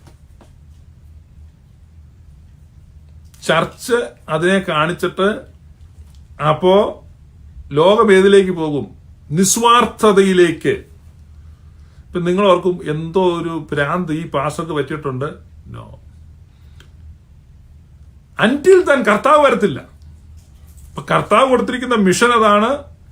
ഈ ലോകത്ത് സഭയുടെ ദൗത്യം അതാണ്. അതിനാണ് യേശു പറഞ്ഞത്, നിങ്ങൾ ലോകത്തിന്റെ വെളിച്ചമാണ്, നിങ്ങൾ ഭൂമിയുടെ ഉപ്പാണ്. ഉപ്പ് കാരമില്ലാതെ പോയാൽ അതിന് എന്തോന്നുകൊണ്ട് രസം വരുത്തും. പക്ഷെ ഇത് നടക്കുമെന്നാണ് ഞാൻ വിശ്വസിക്കുന്നത്. പേഴ്സണലി ഞാൻ വിശ്വസിക്കുന്നത് 100% നടക്കും. 100%. പക്ഷെ അത് ഈ പറയുന്ന സോക്കോൾഡ് ചർച്ചുകളിലൂടെ ആയിരിക്കില്ല. ഇപ്പൊ നിങ്ങൾ സെക്കുലർ ലോകത്തേക്ക് നോക്കിക്കഴിഞ്ഞാൽ ആ തരത്തിലുള്ള അണ്ടർസ്റ്റാൻഡിങ്ങിലേക്ക് ലോകം വളരും. അപ്പൊ അതിനുള്ള മാധ്യമമാണ് എഡ്യൂക്കേഷൻ, എൻലൈറ്റ്മെന്റ്, എക്വിപ്മെന്റ്, എംപവർമെന്റ്. അതുകൊണ്ട് സഭ കാലാകാലങ്ങളിൽ ഭാഗികമായിട്ടെങ്കിലും ആ പ്രവർത്തനത്തിൽ പങ്കാളിയായിട്ടുണ്ട്. ലോകത്തിന് വിദ്യാഭ്യാസം കൊടുക്കുന്നതിൽ ഇപ്പം ലോകത്തിലെ എണ്ണം പറഞ്ഞ യൂണിവേഴ്സിറ്റികളെല്ലാം തന്നെ ക്രിസ്ത്യൻ സ്ഥാപനമാണ്. ഇപ്പൊ ഓക്സ്ഫോർഡ് യൂണിവേഴ്സിറ്റി ആയാലും ഹാർവാർഡ് യൂണിവേഴ്സിറ്റി ആയാലും അതെല്ലാം ക്രിസ്ത്യൻ സ്ഥാപനങ്ങളായിട്ട് തുടങ്ങിയതാണ്. അതിന്റെയൊക്കെ മോട്ടോയിൽ ഇപ്പോഴും ക്രിസ്തീയ മുദ്രാവാക്യങ്ങളുണ്ട്. ഹാർവാർഡ് യൂണിവേഴ്സിറ്റി എന്ന് പറഞ്ഞു കഴിഞ്ഞാൽ രോഗം പിടിച്ച് മരിക്കാൻ കിടന്ന ഒരു പാസ്റ്റർ തന്റെ വീട്ടിലെ പുസ്തകങ്ങൾ വെച്ച്, ജോൺ ഹാർവാർഡ് എന്ന് പറഞ്ഞ പാസ്റ്റർ അങ്ങേര് തന്റെ വീട്ടിലെ പുസ്തകം വെച്ച് സ്റ്റാർട്ട് ചെയ്ത ഒരു ലൈബ്രറിയാണ്. അതൊരു ബൈബിൾ സ്കൂളാക്കി അത് ഡെവലപ്പ് ആയത് ഇന്നത്തെ ഹാർവാർഡ് യൂണിവേഴ്സിറ്റി. അപ്പൊ അതുപോലെ ഓക്സ്ഫോർഡ് ആണെങ്കിലും കേംബ്രിഡ്ജ്, ഇതെല്ലാം ക്രിസ്ത്യാനിറ്റിയുടെ സംഭാവനയാണ്. ലോകത്തിന് വെളിച്ചം, അത് ഭാഗികമായിട്ടെങ്കിലും ഇന്ന് മനുഷ്യവർഗത്തിന് കിട്ടിയിരിക്കുന്ന വെളിച്ചം, അത് ഏത് മേഖലയിലായാലും, ശാസ്ത്രീയ മേഖലയിലായാലും, അത് വൈദ്യശാസ്ത്ര മേഖലയിലായെങ്കിലും, സാമൂഹിക പരിഷ്കരണത്തിന്റെ രംഗത്തായാലും, സാമൂഹിക സേവനത്തിന്റെ കാര്യത്തിലായാലും, ഉപവി പ്രവർത്തനങ്ങളുടെ കാര്യത്തിൽ, ചാരിറ്റി വർക്കിന്റെ കാര്യത്തിലായാലും എല്ലാം മാതൃകയും വെളിച്ചവും ദിശാബോധവും ഒക്കെ നൽകിയത് പൂർണ്ണ അർത്ഥത്തിലല്ലെങ്കിലും നൽകിയിട്ടുള്ളത് ക്രിസ്ത്യാനിറ്റിയാണ്. അതാണ് ക്രൈസ്റ്റ് തെളിച്ച മാർഗം. എന്നാൽ അതെങ്ങും ആയിട്ടില്ല. ഈ ലോകത്തെ നമ്മൾ മൊത്തത്തിൽ വിലയിരുത്തുമ്പോൾ അതെങ്ങും ആയിട്ടില്ല. അപ്പോ ആ പ്രവർത്തനത്തിൽ പങ്കാളികളാകുക, അതിൽ മുന്നോട്ട് പോവുക എന്നതാണ് യഥാർത്ഥ ദൗത്യം, എന്നതാണ് യഥാർത്ഥ മിഷൻ. ഇരുളുള്ളിടത്ത് വെളിച്ചമായി തീരുക. അപ്പൊ അതിന് പകരം നമ്മളൊരു മുറിക്കകത്ത് കയറുന്ന കഥ അടച്ചു ഉടനെ കർത്താവ് വരുന്നേ, ഉടനെ കർത്താവ് വരുന്നേ, ദേ വരുന്നേ, ദാ വരുന്നേ, ഓ വരുന്നേ, നമ്മൾ മണിയറയിൽ പോകുമേ, നമ്മൾ പിന്നെ ഹണിമൂൺ നടത്തും, നമ്മൾ മണിയറവാസം ഓർക്കുമ്പോ എനിക്ക് കുളിര് കോരുന്നേ എന്നൊക്കെ പറഞ്ഞ് ഈ വിഭ്രമരാഗത്തിൽ ഇത് പാടിക്കൊണ്ടിരുന്നിട്ട് അർത്ഥമില്ല. നിങ്ങൾ സ്വയം വിഡ്ഢികളാകാമെന്നേ ഉള്ളൂ. ഇതൊന്നും അല്ല കർത്താവ് പറഞ്ഞു. കർത്താവൊന്നും വരത്തില്ല. എന്റെ പ്രിയപ്പെട്ട പെന്റക്കോസ്തുകാരെ, നിങ്ങൾ അബദ്ധം പറഞ്ഞും പാടിയും സമയം കളയാതെ, ഈ ഇരുളിനെ പഴി പറയാതെ, ഈ ഇരുളിൽ നിന്ന് നമ്മെ കർത്താവ് കൊണ്ടുപോകുമെന്ന് വിശ്വസിക്കാതെ, ഈ ഇരുളിൽ ഒരു ചെറിയ മിന്നാമിനെങ്കിലും ആയി മാറാൻ ശ്രമിക്കുക. വെളിച്ചം. അപ്പൊ ഏതാണ് അത്? എഡ്യൂക്കേഷനിലൂടെയാണ്. ഇപ്പൊ ഇന്ന് നിങ്ങൾ ഈ നോക്കിക്കഴിഞ്ഞാൽ ലോകത്തെ വലിയ കോടീശ്വരന്മാരുണ്ട്, ശതകോടീശ്വരന്മാർ. ഈ ശതകോടീശ്വരന്മാരിലൊക്കെ മിക്കവാറും പേര് തങ്ങളുടെ സ്വത്തിന്റെ വലിയൊരു പങ്കെന്തിയാണ് ചാരിറ്റിക്ക് കൊടുത്തോണ്ടിരിക്കുകയാണ്. കാരണം മണി മീനിങ്ലെസ് ആയി മാറും ഒത്തിരി ആയി കഴിയുമ്പോൾ. കുറെ കൂടെ കഴിയുമ്പോൾ ലോകം ശാസ്ത്രീയ വികസനം പ്രാപിച്ചു കഴിയുമ്പോൾ ഈ പണത്തിന്റെ അർത്ഥശൂന്യത മനസ്സിലാകും, മനുഷ്യന്റെ വാല്യൂ മനസ്സിലാവും, പിന്നെ മനുഷ്യനെ സ്നേഹിക്കുന്നു. അപ്പൊ സ്വതന്ത്രമായിട്ട് ലോകം ക്രിസ്തു പറഞ്ഞ വിധത്തിലുള്ള ഒരു ദൈവരാജ്യമായിട്ട് ഫ്യൂച്ചറിൽ മാറും. അപ്പൊ ഫ്യൂച്ചറിനെ നമ്മൾ എന്ത് ചെയ്യാണ്? പ്രത്യാശയോടെ നോക്കി കാണുകയാണ്. പെസിമിസ്റ്റിക് അല്ല, ഓപ്റ്റിമിസ്റ്റിക്. അപ്പൊ സഭ, യഥാർത്ഥ സഭ ഭാവിയെ കാണുന്നത് പ്രത്യാശാ നിർഭരമായ ഒരു ഭാവിയെ, ഒരു ശുഭകരമായ ഭാവിയാണ് കാണുന്നത്. ഞാൻ നിങ്ങൾക്ക് വേണ്ടി നിരൂപിക്കുന്ന നിരൂപണങ്ങൾ നിങ്ങളുടെ നാശത്തിനല്ല, നിങ്ങളുടെ ക്ഷേമത്തിനുള്ള പദ്ധതികളാണ്. I knew the plans that I have for you. അതെന്താണ്? For your wellbeing and prosperity. നിങ്ങൾക്ക് എന്താ? സമാധാനവും സന്തോഷവും നൽകുന്ന പദ്ധതി. അങ്ങനെയാ തിരുവെഴുത്തി വായിക്കുന്നത്. അപ്പൊ ആ തിരുവഴുത്തിന് വിരുദ്ധമായിട്ട് ഇവർ പറയുന്നത് ഭയങ്കര അടിപിടി വരാൻ പോകുന്നു, ലോകമെല്ലാം കത്തി നശിക്കാൻ പോകുന്നു, തകരാൻ പോകുന്നു, തീരാൻ പോകുന്നു. ഇത് പറയാണ്. കർത്താവ് അരുളി ചെയ്യുന്നു, നിങ്ങളെക്കുറിച്ചുള്ള പദ്ധതി എന്റെ മനസ്സിലുണ്ട്, നിങ്ങളുടെ നാശത്തിനല്ല ക്ഷേമത്തിനുള്ള പദ്ധതിയാണത്, നിങ്ങൾക്ക് ശുഭമായ ഭാവിയും പ്രത്യാശയും നൽകുന്ന പദ്ധതി. അപ്പൊ ശുഭമായ ഭാവി, പ്രത്യാശ, ഇതാണ് ദൈവത്തിന്റെ വാഗ്ദാനം, ശുഭമായ ഭാവി. അതുകൊണ്ട് ഭാവി ഒരിക്കലും ഇരുളടഞ്ഞതല്ല. മനുഷ്യവർഗത്തിന്റെ ഭാവി അത് ഏറ്റവും അനുഗ്രഹവും ശോഭനവുമാണ്. ആ ഭാവിയിലേക്കാണ് പോകുന്നത്. ആ ഭാവിയിലേക്കുള്ള യാത്ര സുഗമമാക്കുക, അതിന് പ്രേരക ഘടകമായിട്ട് നിൽക്കുക, ഇതൊക്കെയാണ് സഭയുടെ ദൗത്യം. അപ്പൊ യഥാർത്ഥത്തിൽ ക്രിസ്തുവിന്റെ സന്ദേശത്തെ ഉൾക്കൊള്ളുന്ന സഭ ചെയ്യേണ്ട അതാണ്. അതിന് പകരമായിട്ട് നമ്മൾ ഇവിടുന്ന് അങ്ങ് രക്ഷപ്പെട്ടു പോകും. പല രീതിയിലാണ് ആളുകൾ ചിന്തിക്കുന്നത്. അപ്പൊ യേശുവിന്റെ കാലത്തും അങ്ങനെ ചിന്തിക്കുന്നവരുണ്ട് പല രീതിയിൽ. കാരണം നിങ്ങൾ നോക്കിക്കഴിഞ്ഞാൽ പരീശന്മാർ, ശാസ്ത്രിമാർ, സദൂക്യന്മാർ, എരിവുകാർ, എസനീറുകൾ, പല വിഭാഗത്തിൽപ്പെട്ട ആളുകളാണ് യേശുവിന്റെ ചുറ്റും നിൽക്കുന്നത്. അപ്പൊ അതിനകത്ത് പരീശന്മാർ എന്ന് പറയുന്ന വിഭാഗം പറയുന്നത് ഈ ഇന്നത്തെ കാലം ശരിയല്ല, പണ്ടത്തെ കാലം. ചിലർ പറയുന്നുണ്ടോ നമ്മുടെ പിതാക്കന്മാരുടെ കാലത്ത് എത്രയോ നല്ല, പെന്തക്കോസ്തുകാരാ പറയുന്നത്. അവരുടെ പിതാക്കന്മാരുടെ കാലത്ത് എല്ലാവരും പോലീസ് സ്റ്റേഷനിലായിരുന്നു, കേസുമായിരുന്നു, അടിപിടിയായിരുന്നു. പെന്തക്കോസ്റ്റിൽ ഒരിക്കലും ഒരു നല്ല കാലം ഉണ്ടായിട്ടില്ല. ചുമ്മാ അങ്ങ് പറയുകയാണ് നല്ല കാലം. ഞാനിപ്പോ പെന്തക്കോസ്റ്റ് ചരിത്രം വായിച്ചു നോക്കിയപ്പം അവർ തുടങ്ങിയ സമയത്ത് തന്നെ വിതിൻ 10 years പോലീസ് കാവലീസ് അപായവും നടത്തിയിട്ടുണ്ട്, ഇല്ലെങ്കിൽ പറയട്ടെ അടിപിടി നടത്തിയിട്ടുണ്ട്. അന്നൊട്ടും ഗ്രൂപ്പിസം ഉണ്ട്, അല്ലാതെ ഒരിക്കലും ഒരു നല്ല പ്രസ്ഥാനമല്ലായിരുന്നത്. പക്ഷെ പിന്നെ ചുമ്മാ അങ്ങ് പറയും പണ്ടത്തെ പോലെ ഒരു നല്ല കാലം ഉണ്ടായിരുന്നെങ്കിൽ നല്ലതായിരുന്നു.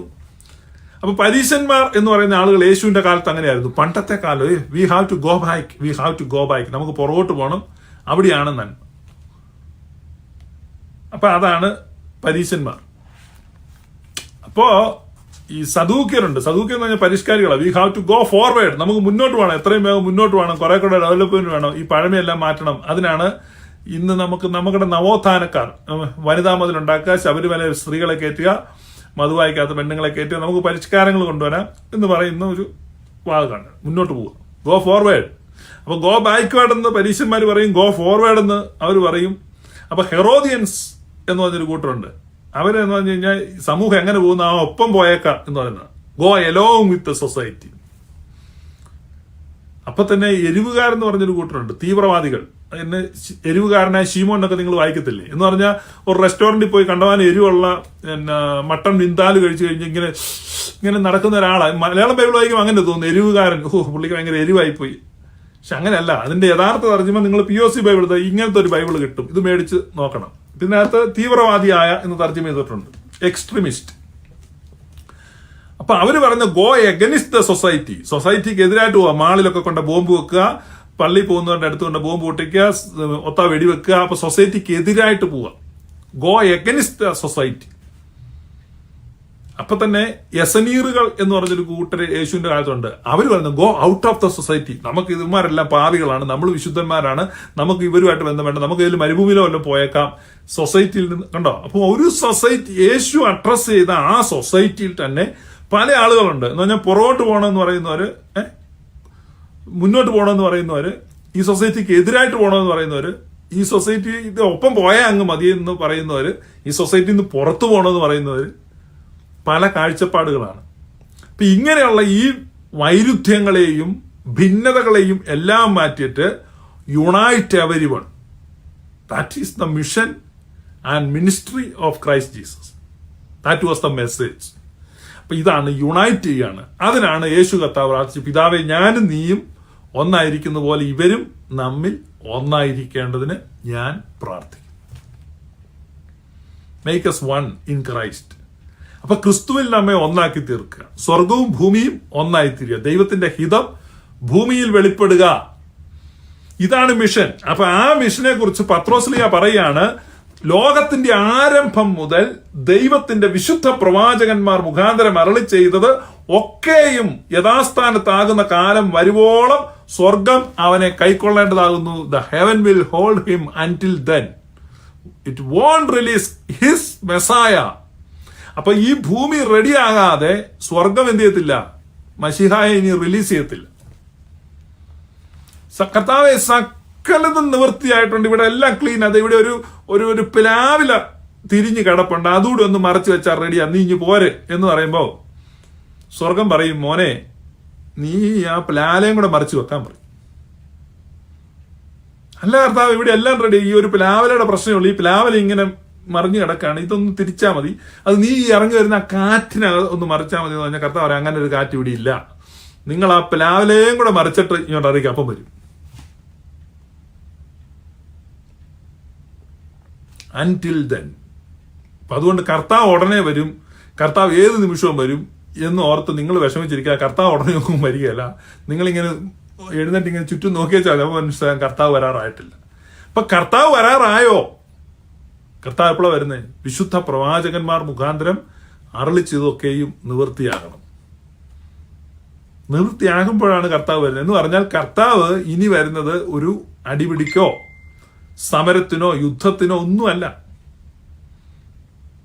യുദ്ധം ചെയ്ത് ഇതിനെ ശരിയാക്കാനായിരുന്നെങ്കിൽ കർത്താവിന് ആദ്യം വന്നപ്പോൾ തന്നെ അടിച്ച് ശരിയാക്കാനും. അപ്പൊ കർത്താവ് അങ്ങനെ യുദ്ധം ചെയ്ത് ശരിയാക്കാനൊന്നും അല്ല വരുന്നത്. കർത്താവ് സഭയെ ഏൽപ്പിച്ചിരിക്കുകയാണ്. അപ്പൊ അതാണ് ഞാൻ ഈ പറഞ്ഞത്. ഇവർ പ്രസംഗിക്കുന്ന യേശു എൻറ്റയർലി ഡിഫറന്റ് യേശുവാണ്. എൻറ്റയർലി ഡിഫറന്റ് യേശു. അതിനെയാണ് പൗലോസ്ലീഹ പറയുന്നത് മറ്റൊരു യേശു. ഇവർ പ്രസംഗിക്കുന്ന സുവിശേഷത്തെ കുറിച്ചാണ് മറ്റൊരു സുവിശേഷം. കാരണം അത് സുവിശേഷമേ അല്ല. കാരണം അതിനകത്ത് നല്ല ഒരു വിശേഷവും നമുക്ക് കേൾക്കാനില്ല. എന്താണ് നല്ല വിശേഷം? Good news. It is not good news. ഇപ്പൊ ഞാൻ ഈ പറയുന്നതാണ് ഗുഡ് ന്യൂസ് അല്ലേ? നിങ്ങൾക്കിത് ഗുഡ് ന്യൂസ് ആയിട്ട് തോന്നുന്നില്ലേ? ഇന്ന് എനിക്കൊരു മെസ്സേജ് കിട്ടിയിരിക്കുകയാണ്. ഞാൻ വേണം നിങ്ങളെ കേൾപ്പിക്കാം. ഒരുപാട് മെസ്സേജ് കിട്ടുന്നുണ്ട്, വോയിസ് ക്ലിപ്പായിട്ടും അല്ലാതെയും ഒക്കെ കിട്ടുന്നുണ്ട്. ഞാനിപ്പോ ഒരു മെസ്സേജ് കേൾപ്പിക്കാം. സാറേ ക്ഷേമായിരിക്കുന്നല്ലോ. കേൾക്കാൻ പറ്റുന്നുണ്ടോ നിങ്ങൾക്ക്? പണ്ട് ഞാനൊരു പുസ്തകം വായിച്ചു. അതില് ഈ ശ്രീരാമകൃഷ്ണ പരമഹംസന്റെ ഒരു ശിഷ്യൻ, അയാൾ വന്ന് പറയുന്ന ഒരു കാര്യം, അയാൾ വന്ന് പറയുകയാണ്,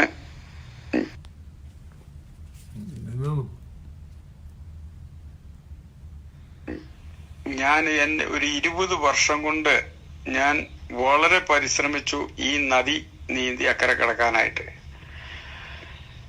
ഈ 20ാമത്തെ വർഷം അത് സാധിച്ചു.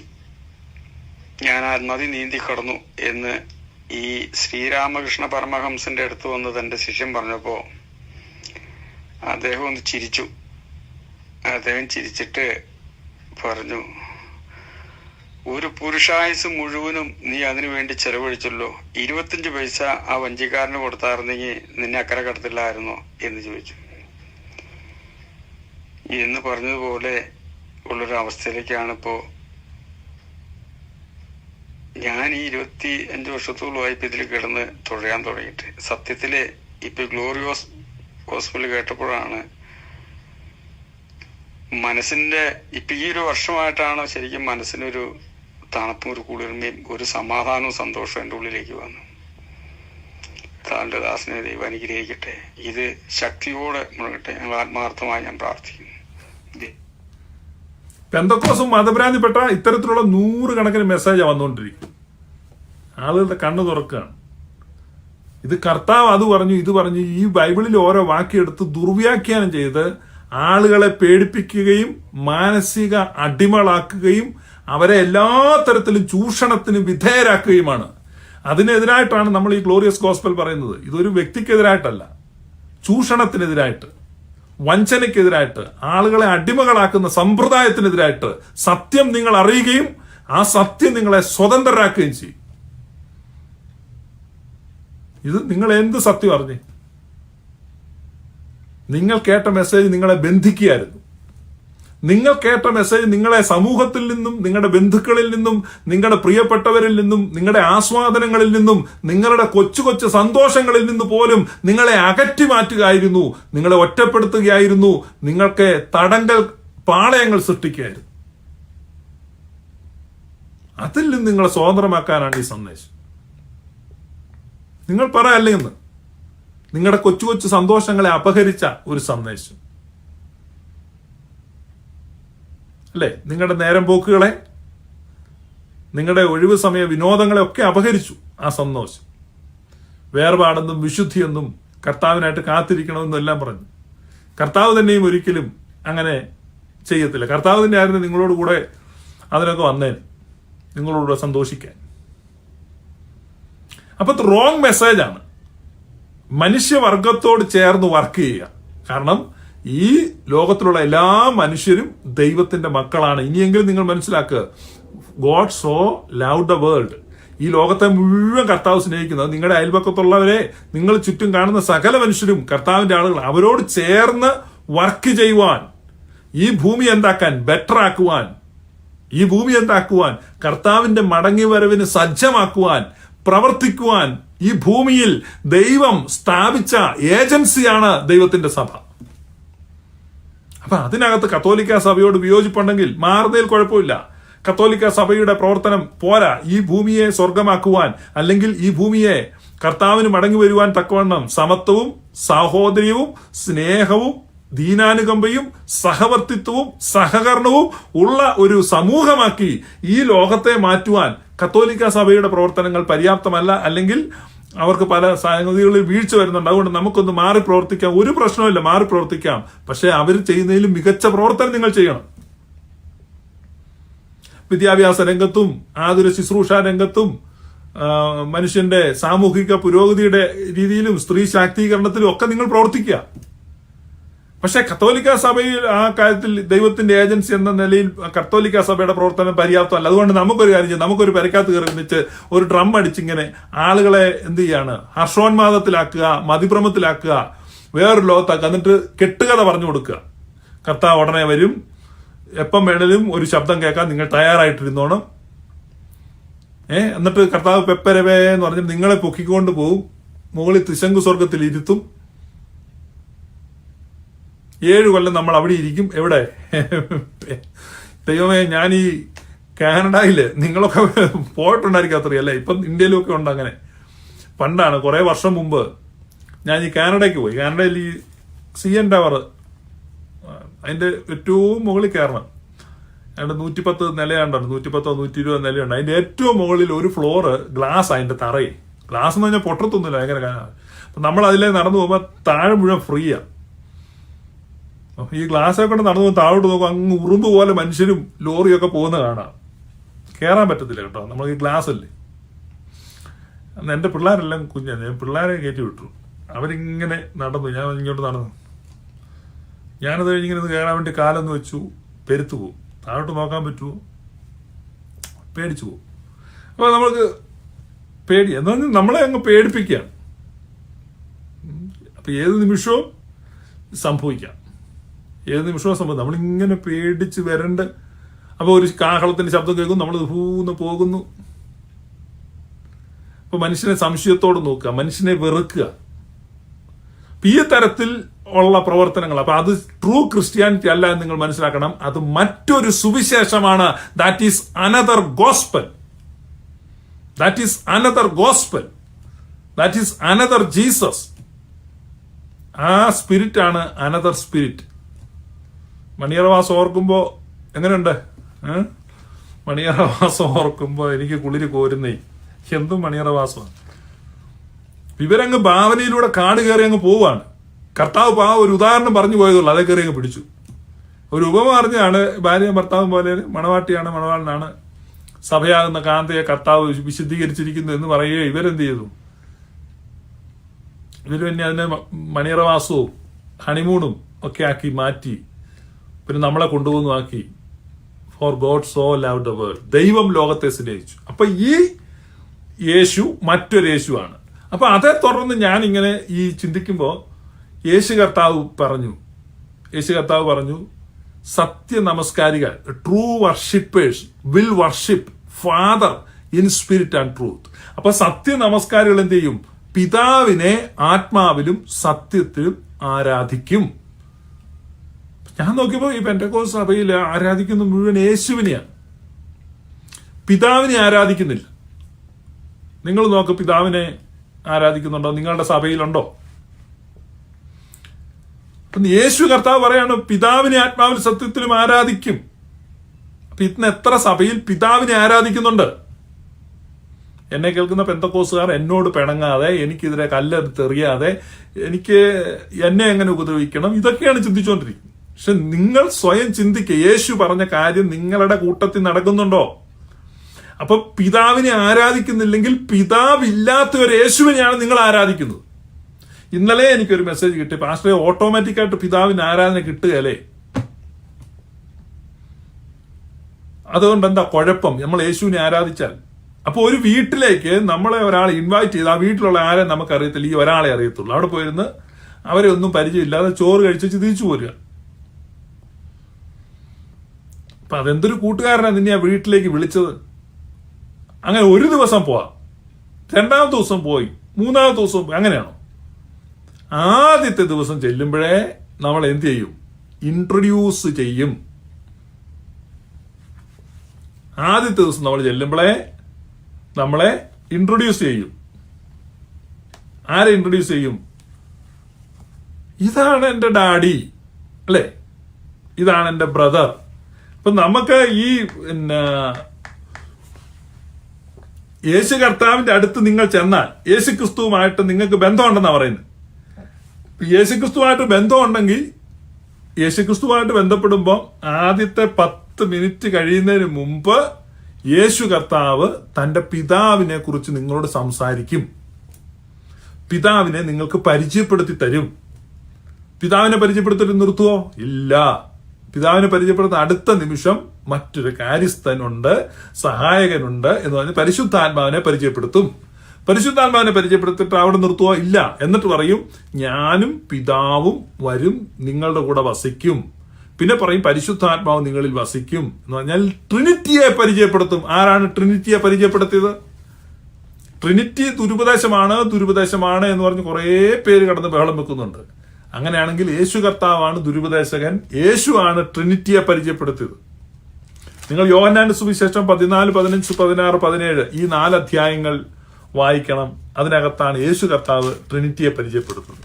യോഹന്നാന്റെ സുവിശേഷം 14:20 പറയാണ്, ഞാൻ എന്റെ പിതാവിലും നിങ്ങൾ എന്നിലും ഞാൻ നിങ്ങളിലും എന്ന് നിങ്ങൾ അന്നറിയും.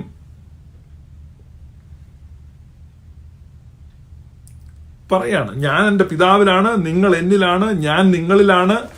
പെരികൊറോസിസ്, ഡിവൈൻ ഡാൻസ്. ആ ഡിവൈൻ ഡാൻസിനെ കുറിച്ച്, ആ ഇന്റിമസിയെ കുറിച്ച്, ആ റിലേഷൻഷിപ്പിനെ കുറിച്ച്, father, son and holy spirit, പിതാവും പുത്രനും പരിശുദ്ധാത്മാവും തമ്മിലുള്ള ആ നിത്യമായിരിക്കുന്ന ബന്ധത്തെ വരച്ചു കാണിച്ചിട്ട് യേശു കർത്താവ് പറയാണ്, you are included. We have a great fellowship. യുഗങ്ങളുടെ ആ ബന്ധം യേശു കർത്താവ് കാണിക്കുകയാണ്. ആ ബന്ധത്തെ കാണിച്ചിട്ട് പറയാണ്, you are invited, you are included.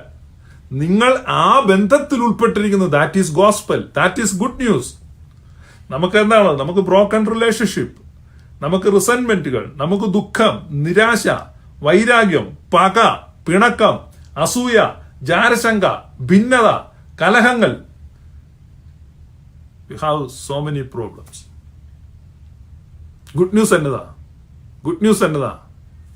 തികഞ്ഞ സ്നേഹത്തിലും പരമമായ ഐക്യത്തിലും അനന്തമായ ആനന്ദത്തിലും നിത്യമായി നിലകൊള്ളുന്ന father, son and holy spirit എന്ന ആ ഡിവൈൻ ഫാമിലിയിലേക്ക് യു ആർ അഡോപ്റ്റഡ്.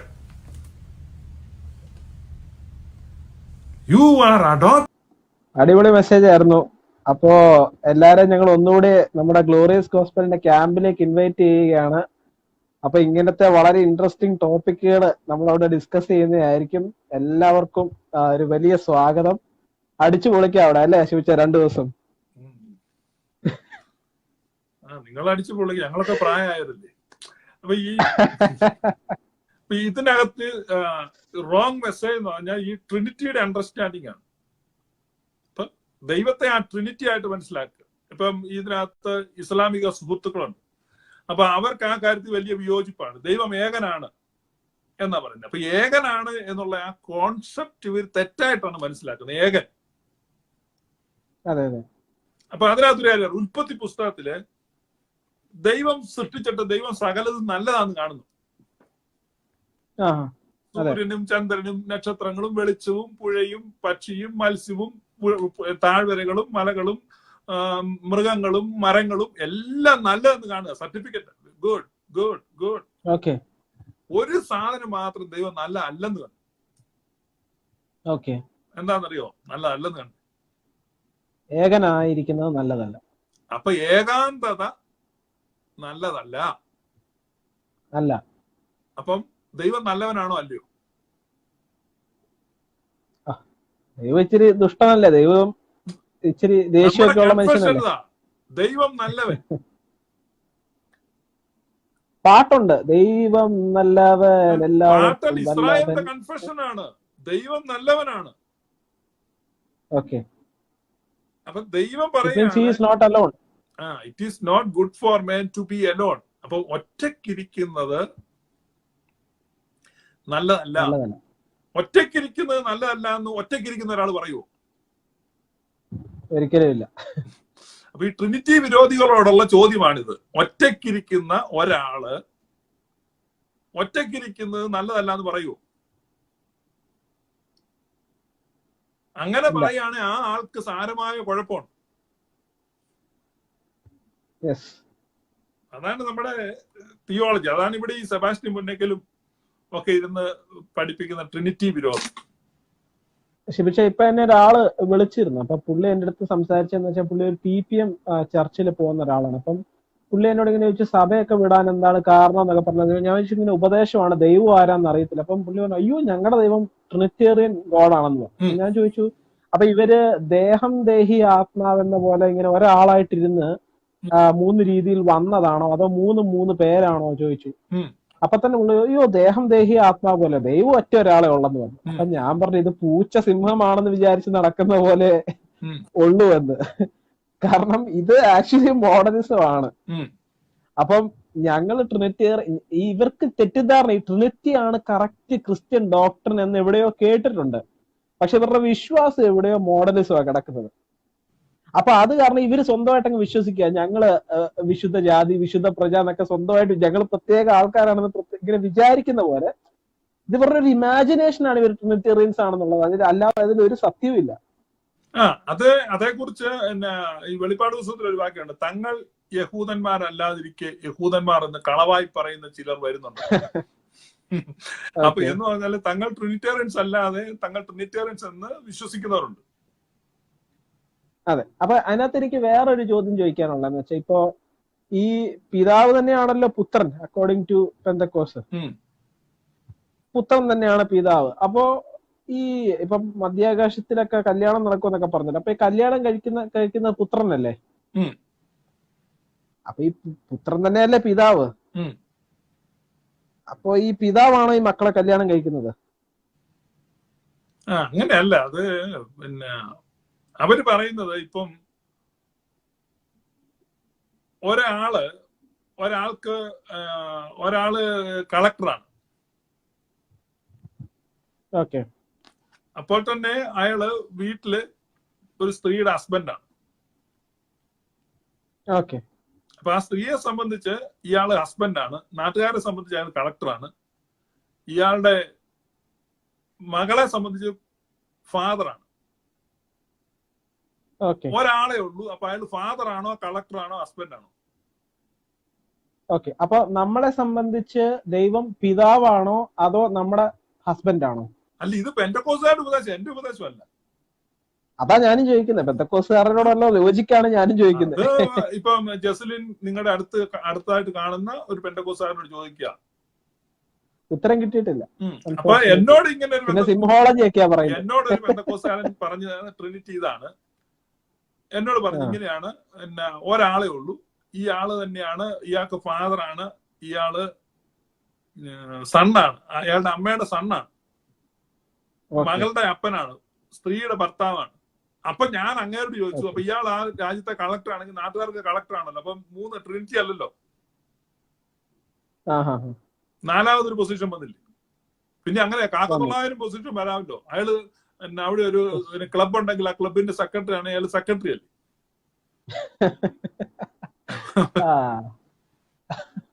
അപ്പൊ അതൊക്കെ ഒരു അബദ്ധം എന്നുള്ളൂ. അതെ, അത് ഒറിജിനൽ ട്രിനിറ്റി വിശ്വാസമല്ല. അപ്പൊ ഈ ഞാനിപ്പോ ഒരു ഡിബേറ്റ് കേൾക്കുമായിരുന്നു ട്രിനിറ്റിയെ കുറിച്ച്. അപ്പൊ അതിനകത്ത് നമ്മുടെ കൊടും ദുരുപദേശകനായ സെബാസ്റ്റ്യൻ പുന്നക്കൽ എന്ന് പറഞ്ഞാൽ പുള്ളി വിശ്വസിക്കുന്ന യേശുനാമമാണ്, എല്ലാം ഒന്നാണെന്നുള്ള.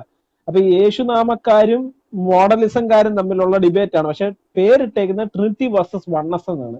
അപ്പോ ഇതിൽ പെന്തക്കോസിന്റെ സൈഡിൽ നിന്ന്, മോഡലിസത്തിന്റെ സൈഡിൽ നിന്ന് വന്നിരുന്ന് സംസാരിക്കുന്നത് നമ്മുടെ അനിൽ കൊടുത്തോട്ടം പാസ്റ്ററാണ്. അപ്പോ സെബാസ്റ്റ്യൻ ചോദിച്ചൊരു ചോദ്യം, അത് എനിക്ക് ഭയങ്കര ഇഷ്ടപ്പെട്ടു. പുള്ളി ചോദിച്ചതാണ്, ഈ സാരാംശം ഒരു വ്യക്തിയാണോ ശക്തിയാണോ? അപ്പൊ അനിൽ കൊടുത്തോട്ടം പറഞ്ഞു അത് ഒരു വ്യക്തിയാണ്. അപ്പൊ പിതാവ്, പുത്രൻ, പരിശുദ്ധാത്മാവ്, സാരാംശം 4 പേരായില്ലേ എന്ന് ചോദിച്ചു. അപ്പൊ ഞാൻ അതേ ചോദ്യം നമ്മുടെ ഓഡിയൻസിന് വേണ്ടിയിട്ടൊന്ന് ചോദിക്കുകയാണ്, ഈ സാരാംശം ഒരു വ്യക്തിയാണോ അതോ ശക്തിയാണോ? സാരാംശം വ്യക്തിയുമല്ല ശക്തിയുമല്ല. ഓക്കെ, എന്താണ് സംഭവം? സാരാംശം വ്യക്തിയല്ല ശക്തിയല്ല, അതാണ് സംഭവം. അപ്പൊ എന്താണ് ഈ ഈ സാരാംശം? സാരാംശം വ്യക്തിയാണെന്ന് പറയാൻ പുള്ളിയോടാണ് പറഞ്ഞത്. പുള്ളിയുടെ ട്രിനിറ്റിയിലെ വ്യക്തിയാണെന്നാണ് പുള്ളി പഠിച്ചേക്കുന്നത്. യേശുവിന്റെ ഇൻകാർണേഷൻ അല്ല, സാരാംശം ഒരു വ്യക്തിയാണ് എന്നാണ് അനിൽ കൊടുത്തോട്ടം സാറ് പറയുന്നത്. അതേപോലെ തന്നെ പുള്ളി പറയുന്നുണ്ട്, ഈ പിതാവും പുത്രനും പരിശുദ്ധാത്മാവും കൂടി, ഇപ്പൊ സാരാംശം എന്ന് വെച്ചാൽ പുള്ളിയുടെ അണ്ടർസ്റ്റാൻഡിങ്, ഈ പിതാവും പുത്രനും പരിശുദ്ധാത്മാവും 3 പേരും കൂടെ കൂടിക്കരിയുമ്പോൾ ഒരാളാവും. ആ ആളാണ് സാരാംശം എന്ന് പറഞ്ഞാൽ. ഇവരെ 3 പേരെ ഒരു മിക്സിക്കകത്തിട്ട് ജ്യൂസ് അടിച്ചു കഴിഞ്ഞാൽ കിട്ടുന്ന ജ്യൂസ് ഉണ്ടല്ലോ, അതാണ് സാരാംശം എന്നാണ് പുള്ളിയുടെ അണ്ടർസ്റ്റാൻഡിങ്. എനിക്ക് ഡിബേറ്റ് കേട്ടപ്പോ അങ്ങനെ മനസ്സിലായത്. അപ്പൊ അത് ശരിയായിട്ടുള്ള ഒരു അണ്ടർസ്റ്റാൻഡിങ് ആണോ? അതാണോ സാരാംശം? A+B=C എന്ന് പറയുമ്പോൾ ആ = ആണോ സാരാംശം, അതോ ആ C ആണോ സാരാംശം? എന്താണ് അതിനകത്ത് ഉദ്ദേശിക്കുന്നത് സാരാംശം കൊണ്ട്? സാരാംശം എന്ന് പറഞ്ഞാൽ ദൈവത്തിന്റെ ഗുണങ്ങളല്ലേ സാരാംശം. ഓക്കെ, ദൈവത്തിന്റെ ഗുണങ്ങളെയാണ് സാരാംശം എന്ന് വിളിക്കുന്നത്, അല്ലാതെ വ്യക്തിയുമല്ല ശക്തിയുമല്ല. അതെ, അതായത് ഈ സാരാംശം എന്ന് പറഞ്ഞാൽ ദൈവത്തിന്റെ ഈ ശക്തി സർവശക്തിയാണല്ലോ. ഓക്കെ, ആ സർവശക്തി എന്ന് പറഞ്ഞാൽ ഒരു സർവശക്തിയേ ഉള്ളൂ. ഓക്കെ, പുത്രനൊരു സർവശക്തി, പിതാവിന്റെ ഒരു സർവശക്തി, പിന്നെ പരിശുദ്ധാത്മാവിന് വേറൊരു സർവശക്തി, അങ്ങനെയില്ല. അങ്ങനെയല്ല, ഒറ്റ സർവശക്തി. അപ്പൊ അതാണ് ഈ സാരാംശത്തിൽ ഒന്നും നീ പറയുന്നത്. ഓക്കെ, അപ്പൊ ഈ പിതാവും പുത്രനും പരിശുദ്ധാത്മാവും 3 വ്യത്യസ്ത വ്യക്തികളാണ്. അവരെങ്ങനെയാണ് വ്യത്യസ്തരാകുന്നത്? അവരെ വ്യത്യസ്തരാക്കുന്ന ഫാക്ടർ എന്താണ്? പിതാവും പുത്രനും പരിശുദ്ധാത്മാവും വ്യത്യസ്തരല്ല, വ്യതിരിക്തരാണ്. വ്യതിരിക്തരാണ്. They are not different, they are distinct. Distinct. Okay, അപ്പൊ അവരെ ഡിസ്റ്റിങ്ക്ട് ആക്കുന്ന ഫാക്ടർ എന്താണ്? 3 different persons എന്നല്ല, 3 distinctive persons എന്നാണ്. അതായത് 3 വ്യത്യസ്ത വ്യക്തികളല്ല, 3 വ്യതിരിക്ത വ്യക്തികളാണ്. ഓക്കെ, ഡിസ്റ്റിങ്ക്ട് എന്നാണല്ലേ കറക്റ്റ്? 3 distinct person. ഓക്കെ, അവരെ ഡിസ്റ്റിങ്ക്ട് ആക്കുന്നത് എന്താണ്? അപ്പൊ അതെന്താണെന്ന് ചോദിച്ചാല്, ഇപ്പോ ഈ ഒരു ഡോട്ട് ഇട്ടാല് ആ ഡോട്ടിൽ കൂടെ നമുക്ക് ഇൻഫിനിറ്റ് ലൈൻസ് വരയ്ക്കാം. 2 ഡോട്ട് ഇട്ടാലോ ആ 2 ഡോട്ടിൽ കൂടെ ഒരു ലൈനെ വരയ്ക്കാൻ പറ്റത്തുള്ളൂ. ഓക്കെ, അപ്പൊ second dot defines the line. Okay, ഒരു ഡോട്ട് ഇങ്ങനെ വെച്ചാല്, ഇപ്പൊ ഈ വായുവിൽ ഒരു ഡോട്ട് നിൽക്കുകയാണ്, ആ ഡോട്ടിൽ കൂടെ ഇൻഫിനിറ്റ് ലൈൻസ് ആകുന്നത്. അപ്പൊ ഏത് ലൈനും ക്ലെയിം ചെയ്യാം, that dot belongs to me.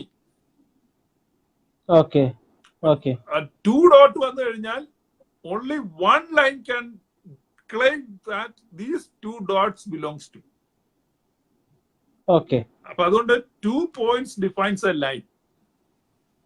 Okay, അപ്പൊ ഈ 2 ഡോട്ട്സിൽ കൂടെ പ്ലെയിൻ വെച്ചാല്, ഇപ്പൊ ഒരു പ്രതലം വെച്ചാല് ഇൻഫിനിറ്റ് പ്രതലം 2 ഡോട്ട്സിനെ ഉൾക്കൊള്ളും. ഓ, അപ്പൊ infinite planes can claim that those 2 dots belongs to me, those 2 belongs to me. അപ്പൊ എന്ത് ചെയ്യണം? ഒരു തേർഡ് പോയിന്റ് വന്നു. അപ്പൊ ആ തേർഡ് പോയിന്റ് വന്നു കഴിയുമ്പോൾ only 1 plane can demand the whole 3 points belong to me. ഈ 3 പോയിന്റ് എന്റേതാണെന്ന് ഒരു പ്രതലത്തിന് മാത്രമേ പറയാൻ പറ്റത്തുള്ളൂ. അതുകൊണ്ട് 3 ബിന്ദുക്കൾ ഉണ്ടെങ്കിലേ ആ പ്രതലമാകൂ. ഇവര് ദൈവ ഏകനാന്നിരുന്ന് പറഞ്ഞുകൊണ്ടിരുന്ന എന്തോ ഡിഫൈൻ ചെയ്തിരുന്നു. അപ്പൊ ഈ ദൈവം ഏകനാണെന്ന് പറഞ്ഞാൽ ആ ഏകനാണെന്ന് പറയുന്ന ദൈവത്തിൽ കൂടെ ഏതൊരു പ്രിൻസിപ്പാലിറ്റീസിനും പവറിനും അത് അവകാശപ്പെടാം ആ ദൈവത്തിന്. ദൈവം ഏകനല്ല, ദൈവം ത്രിയേകനാണ്. അപ്പോ ഏത് സ്പിരിറ്റിനാണ് വർഷിപ്പ് പോകുന്നതെന്ന് നമുക്ക് മനസ്സിലാവത്തില്ല. ഈ മൂന്ന് ബിന്ദുക്കൾ വന്നു കഴിയുമ്പോൾ അത് വെൽ ഡിഫൈൻഡ് ആയി. അപ്പൊ അതുകൊണ്ട് പറയാണ് father, son and holy spirit എന്ന്. അതുകൊണ്ടാണ് യേശു കർത്താവ് പറഞ്ഞത്, ആകയാൽ നിങ്ങൾ പുറപ്പെട്ട് പിതാവിന്റെയും പുത്രന്റെയും പരിശുദ്ധാത്മാവിന്റെയും നാമത്തിൽ സ്നാനം കഴിപ്പിച്ചു, ഞാൻ നിങ്ങളോട് കൽപ്പിച്ചൊക്കെയും പ്രമാണിച്ചത്. അപ്പൊ ഹൂ ഇൻട്രൊഡ്യൂസ്ഡ് ട്രിനിറ്റി? ജീസസ്. ഞാൻ നിങ്ങളെ അനാഥരായി വിടുകയല്ല. എന്തുകൊണ്ടാ യേശു അത് പറഞ്ഞേ? Because I am not an orphan. Okay, ഞാൻ തനിച്ചിരിക്കുന്നവരല്ല. ഞാൻ നിങ്ങളെ അനാഥരായി വിടുകയല്ല, കാരണം ഞാൻ ഒരു അനാഥനല്ല. I belong to my father. അതെ അതെ, ഓക്കെ ഓക്കെ ഓക്കെ. അപ്പൊ അനാഥനായിട്ടിരിക്കുന്ന ഒരു ദൈവമാണെങ്കിൽ ഒരിക്കലും അങ്ങനെ പറയത്തില്ല. അപ്പം ഒന്നാമത് ഏകാന്തനും അല്ല, അനാഥനും അല്ല. ഓക്കെ, ഏകനായിരിക്കുന്ന നന്നല്ലെന്ന് ഉൽപ്പത്തി പുസ്തകത്തിൽ പറഞ്ഞു, അനാഥരായിട്ട് വിടുക എന്ന് യോഹന്നാൻ സുവിശേഷത്തിലും പറഞ്ഞു.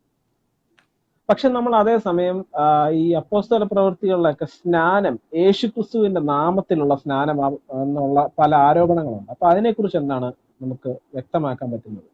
യേശുവിന്റെ നാമത്തിൽ സ്നാനം കഴിപ്പിച്ചു.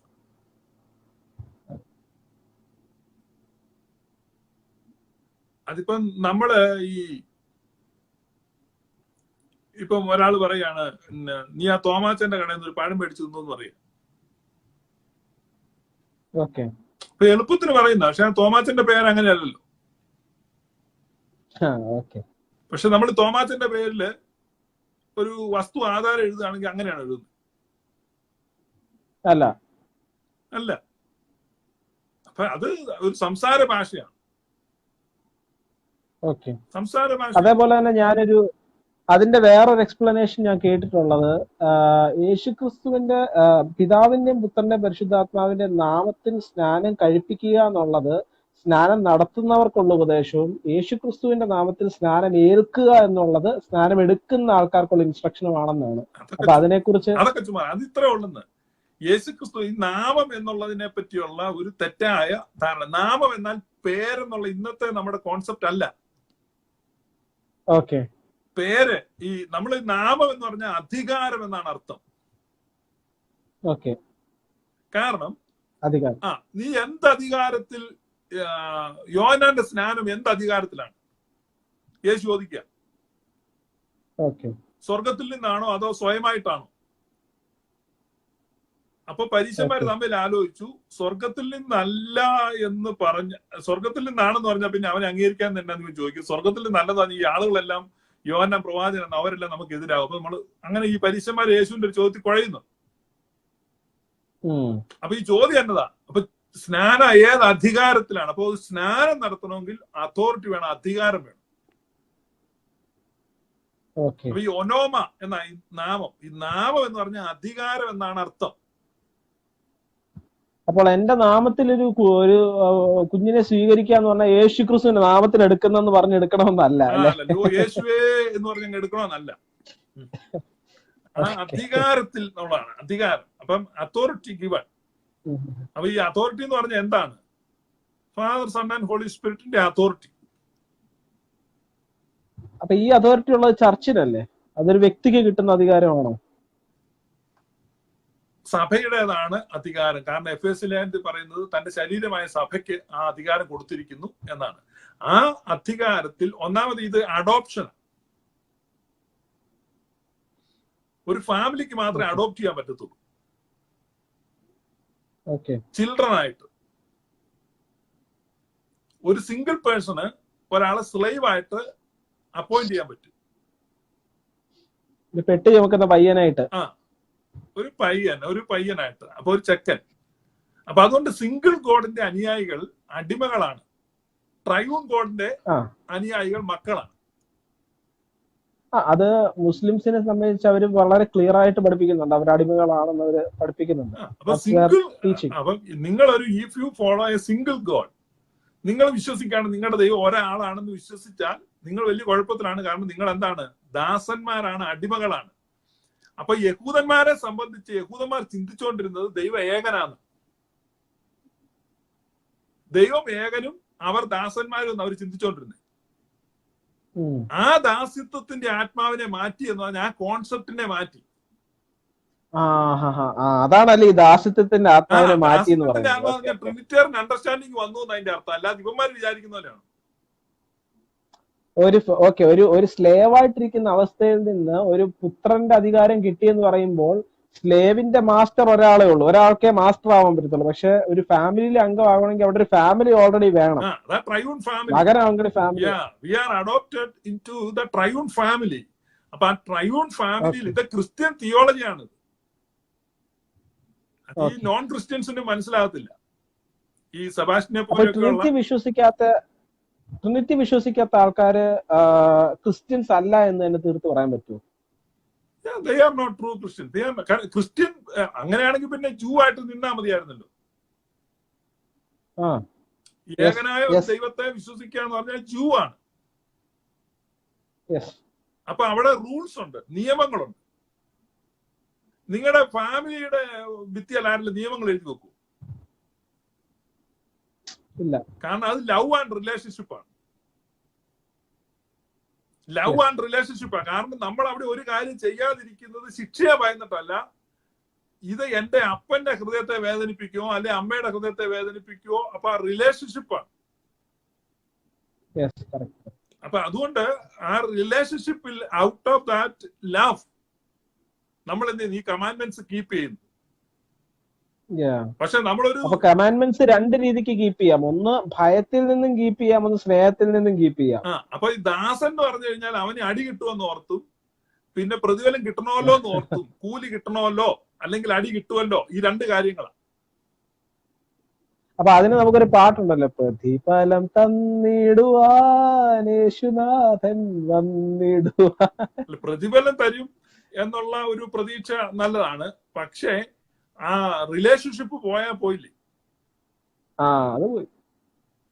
റിലേഷൻഷിപ്പാണ്. അപ്പൊ ഈ പിന്നെ റിലേഷൻഷിപ്പ് എന്നുള്ളതിലാണ് നമ്മൾ ഇത് ഒബേ ചെയ്യുന്നത്, അല്ലാതെ തോന്നിവാസം നടക്കുകയല്ല. അതെ, ഒബേ ചെയ്യണം. പക്ഷെ അത് ഏത് ആംഗിളിൽ നിന്ന് ഏത് രീതിയിലാണ് നമ്മൾ ഒബേ ചെയ്യുന്നത് എന്നുള്ളതിലാണ് നമുക്ക് മൈൻഡ് സെറ്റ് വ്യത്യാസം വരേണ്ടത്. നമ്മളെ സംബന്ധിച്ച് ഇപ്പം യഹൂദനെ സംബന്ധിച്ച് സിംഗിൾ ഗോഡായിരുന്നു, അവർ ദാസന്മാരായിരുന്നു. അപ്പൊ ദാസ്യത്വത്തിന്റെ ആത്മാവിനെയാണ് അവർ പ്രാപിച്ചത് എന്ന് പറഞ്ഞാൽ അവരുടെ അണ്ടർസ്റ്റാൻഡിങ് ഒരു ദാസനെ സംബന്ധിക്കുന്ന അണ്ടർസ്റ്റാൻഡിങ് ആയിരുന്നു, ഒരു മാസ്റ്റർ ആയിരുന്നു ദൈവം. യേശുക്രിസ്തു വന്നപ്പോൾ ഈ മാസ്റ്റർ എന്ന ആ കോൺസെപ്റ്റ് മാറ്റി ഫാദർ എന്ന കോൺസെപ്റ്റ് കൊണ്ടുവന്നു. അതിലാണ് അവർ ഇടറിയത്. ഫാദർ എന്ന കോൺസെപ്റ്റ് ഉണ്ട്. എന്നിട്ട് ഇതൊരു ഫാമിലി ആക്കി. We are adopted, we are the children of God. Okay. അപ്പൊ കുറെ ആൾക്കാർ ഇങ്ങനെ പറയാറുണ്ട്. ഇപ്പം യേശു പറഞ്ഞ ഒരു കാര്യമാണ്, എന്നെ കണ്ടാൽ നിങ്ങൾ പിതാവിനെ കണ്ടിരിക്കുന്നു. അപ്പോ യേശുവിനെ ആരാധിച്ചാൽ അത് പിതാവിനെയും പരിശുദ്ധാത്മാവിനെയൊക്കെ ആരാധിക്കുന്നത് സെയിം അല്ലേ യേശുവിച്ച? അങ്ങനെ പല ആൾക്കാർ ചോദിക്കുന്നു. എന്താ പറയാ? ഇപ്പൊ ഒരാളെ കണ്ടാൽ മറ്റേ ആളെ പോലെ ഇരിക്കുന്നു എന്ന് പറഞ്ഞാൽ ആ ആള് മറ്റേ ആൾ ഒരുപോലെയാണ്, ഒരാളാന്നല്ല അർത്ഥം. എന്നെ കണ്ടവൻ പിതാവിനെ കണ്ടിരിക്കുന്നു എന്ന് പറഞ്ഞു കഴിഞ്ഞാൽ പിതാവിനെ കുറിച്ചുള്ള നിങ്ങളുടെ ധാരണ, പിതാവ് എങ്ങനെ സ്നേഹിക്കുന്നു, പിതാവ് എങ്ങനെ പ്രതികരിക്കുന്നു, പിതാവിനെ പറ്റിയുള്ള നിങ്ങളുടെ ധാരണകൾ മാറുക. പിതാവ് ലവിങ് ഫാദർ ആണ്. ഇപ്പൊ യേശുവിനെ കണ്ടാൽ മതി, പിതാവിനെ കണ്ടിരിക്കുന്നു. അപ്പോ യേശുവിനെ തള്ളി പറഞ്ഞവരെ യേശു ചേർത്തു. അപ്പൊ പിതാവിനെ തള്ളി പറഞ്ഞാലും പിതാവ് അവരെ ചേർക്കും. യേശുവിനെ താടിരോമം വലിച്ചു പറിച്ചിട്ടും മുഖത്ത് തുപ്പിയിട്ടും യേശു അവരെ ഒന്നും ചെയ്തില്ല. അതുകൊണ്ട് പിതാവ് അങ്ങനെ ചെയ്യുന്നില്ല. പിതാവ് സ്നേഹവാനാണെന്ന് പുത്രനിലൂടെ വെളിപ്പെടുത്തുക. ഇപ്പൊ ഞാനും പിതാവ് ഒന്നായിരിക്കും. ഇതൊരു വാക്യമാണ്, ഞാനും പിതാവും ഒന്നായിരിക്കും. അപ്പൊ ആ വാക്യം എടുത്തിട്ട് ഒരാളെ ഉള്ളൂ, അത് പിതാവും യേശു ഒരാളാന്ന് പറഞ്ഞാൽ അത് തെറ്റാ. കാരണം ഞാനും പിതാവ് ഒന്നായിരിക്കുന്നു എന്ന് പറയുന്നതിന് തൊട്ടു പുറകെ യേശു പറയാണ് ഞാനും പിതാവ് ഒന്നായിരിക്കുന്നു. പിതാവ് ഞാനും നീ ഒന്നായിരിക്കുന്നത് പോലെ ഇവരും ഒന്നാകട്ടെ. അപ്പൊ നമ്മളെല്ലാം ഒന്നാണോ? അപ്പൊ ഈ ഭൂമിയിലെ മനുഷ്യർ എങ്ങനെ വ്യതിരിക്തരായ വ്യക്തികളായി നിൽക്കുന്നുവോ ഇപ്പൊ നമ്മൾ വ്യത്യസ്തരാണ്. കാരണം അഭിപ്രായമില്ല. ജസ്ലിൻ പോലെ ഇപ്പൊ ഓക്കെ ചെറുതായിട്ട് ഐക്യമുള്ളവരൊക്കെ അഭിനയിക്കുന്നതേ ഉള്ളൂ. അപ്പൊ ഐക്യമില്ല കംപ്ലീറ്റ്. ഓക്കെ ഞാൻ പറഞ്ഞ പെർഫെക്റ്റ് ഐക്യമില്ല. ആളുകൾ ഭാര്യ ഓക്കെ ഭർത്താവും ഓക്കെ തമ്മിൽ ഐക്യമില്ലല്ലോ, അപ്പനും മകനും തമ്മിൽ ഐക്യമില്ല. അപ്പൊ ഓക്കെ അഭിപ്രായത്തിൽ ഐക്യമില്ല, ലക്ഷ്യങ്ങളിൽ ഐക്യമില്ല. ഓക്കെ ആ നമുക്ക് അന്നേരം ജസ്ലിൻ പറഞ്ഞു നമുക്ക് കുണ്ടന്നൂർ വഴി അങ്ങ് പോവാം എന്ന്. മനസ്സിലായില്ലേ? ഓക്കെ ഒരു ഭേദഗതി കൊണ്ടുവരിക. അപ്പൊ അതുവഴി പോകണ്ടെന്ന് പപ്പ പറയുന്നു. അപ്പൊ ജസ്ലിൻ പറയുന്നു അല്ല നമുക്ക് അത് കണ്ടോ, ഇതൊക്കെയാ പ്രശ്നം. ഓക്കെ പക്ഷേ ഫാദറും സണ്ണും തമ്മിൽ പെർഫെക്റ്റ് യൂണിറ്റിയാണ്. അവർ തമ്മിൽ ഒരു അഭിപ്രായ വ്യത്യാസങ്ങളും ഇല്ല. അഭിപ്രായ വ്യത്യാസവും ഇല്ല എന്ന് പറഞ്ഞു കഴിഞ്ഞാൽ, ഡാഡി ഞാൻ ഓർക്കായിരുന്നേ, നമുക്ക് ഈ ഭൂമിയെ അങ്ങനെയില്ല. ഈ സണ്ണ് ഓർക്കുമ്പോ ആ ഓർക്കുന്ന ഒപ്പം തന്നെ ആ ചിന്തിക്കുന്ന എന്താണെന്ന് ഫാദറിന് മനസ്സിലാവുന്നു. ഓക്കെ അവരുടെ തോട്ട്സ് പോലും ഇന്റർമിങ്കിൾ ചെയ്യാണ്. അത് ഞാൻ പറഞ്ഞുതരാം. ഈ നമ്മൾ ചിലപ്പോ കൂട്ടുകാരുമായിട്ട് അടുത്തിരുന്നാൽ അല്ല ഭാര്യയായിട്ട് അടുത്തിരുന്നാൽ, എനിക്ക് അങ്ങനത്തെ അനുഭവം ഒത്തിരി ഉണ്ട് കേട്ടോ. ഇപ്പം ചിലപ്പോ ഞാൻ ഇവിടെ ഇരിക്കുമ്പോഴൊക്കെ ഞാൻ ഇങ്ങനെ ഒരു പാട്ട് പാടുമ്പോൾ ചിലപ്പോ എന്റെ വൈഫ് പറയും അയ്യോ ഞാനിപ്പോ മനസ്സിൽ ആ പാട്ടങ്ങ് ഓർത്തേ ഉള്ളൂ. അതെങ്ങനെയാ? കാരണം അത് അംശമായിട്ട് വരുന്ന. അങ്ങനെ അനുഭവം ഉണ്ടായിട്ടുണ്ടോ ജസലിന്? അതെന്തുകൊണ്ടാ? അതാണ് ഗ്രേറ്റ് മൈൻഡ്സ് ജംപ് ടുഗദർ. അപ്പൊ നമ്മുടെ ഈ മനസ്സിൽ ചിന്തിക്കുന്ന കാര്യങ്ങൾ അപ്പുറത്തെ മനസ്സിലോട്ട് ട്രാൻസ്മിറ്റ് ചെയ്യുന്നുണ്ട്. പക്ഷെ നമ്മുടെ ജഡം നിമിത്തം അത് പെർഫെക്റ്റ് അല്ല, പാർഷ്യലാണ്, ഭാഗികമാണ്. പക്ഷെ father son and holy spirit എന്ന് പറയുന്നത് ആ പെർഫെക്റ്റ് ആണ്. അപ്പം ഒരു ചിന്ത പോലും അവർ തമ്മിൽ എന്തില്ല, രഹസ്യങ്ങളില്ല. ഓക്കെ. അപ്പോ മനുഷ്യവർഗത്തോട് കോപിച്ചിരുന്ന ഒരു പിതാവ്, അപ്പൊ അതിൽ നിന്ന് നമ്മളെ രക്ഷിക്കാൻ വരുന്ന ഒരു പുത്രൻ, അപ്പൊ ഇവർക്ക് രണ്ടും രണ്ട് അഭിപ്രായമല്ലേ? ആ ഒരു കോൺസെപ്റ്റ് നമ്മൾ നോക്കി. ഹോളിനെസ് എന്ന് പറഞ്ഞാൽ എന്താ? ഈ സെറ്റപ്പാർട്ട് എന്നല്ല, ഹോളിനെസ് എന്ന് പറഞ്ഞു കഴിഞ്ഞാൽ ഇപ്പം വിശുദ്ധിയാണ്. ഈ വിശുദ്ധി എന്ന് പറഞ്ഞാല് ഇപ്പൊ ഭാര്യയും ഭർത്താവും തമ്മിൽ വിശുദ്ധമായ ഒരു ബന്ധമാണ്. ഭാര്യയും ഭർത്താവും തമ്മിൽ വിശുദ്ധമായ ബന്ധമാണ്. പക്ഷേ എത്രത്തോളം വിശുദ്ധമാണ് ഭാര്യയും ഭർത്താവുമായിട്ടുള്ള ബന്ധം? അത് എവിടെയാ ഡിപ്പെൻഡ് ചെയ്തിരിക്കുന്ന അറിയാവോ ജസലിന്? ജസലിൻ കല്യാണം കഴിച്ചിട്ടില്ല. ഭാര്യയും ഭർത്താവുമായിട്ടുള്ള ബന്ധം അതിന്റെ വിശുദ്ധിയുടെ ഗ്രേഡ് എങ്ങനെ അറിയുന്നത്?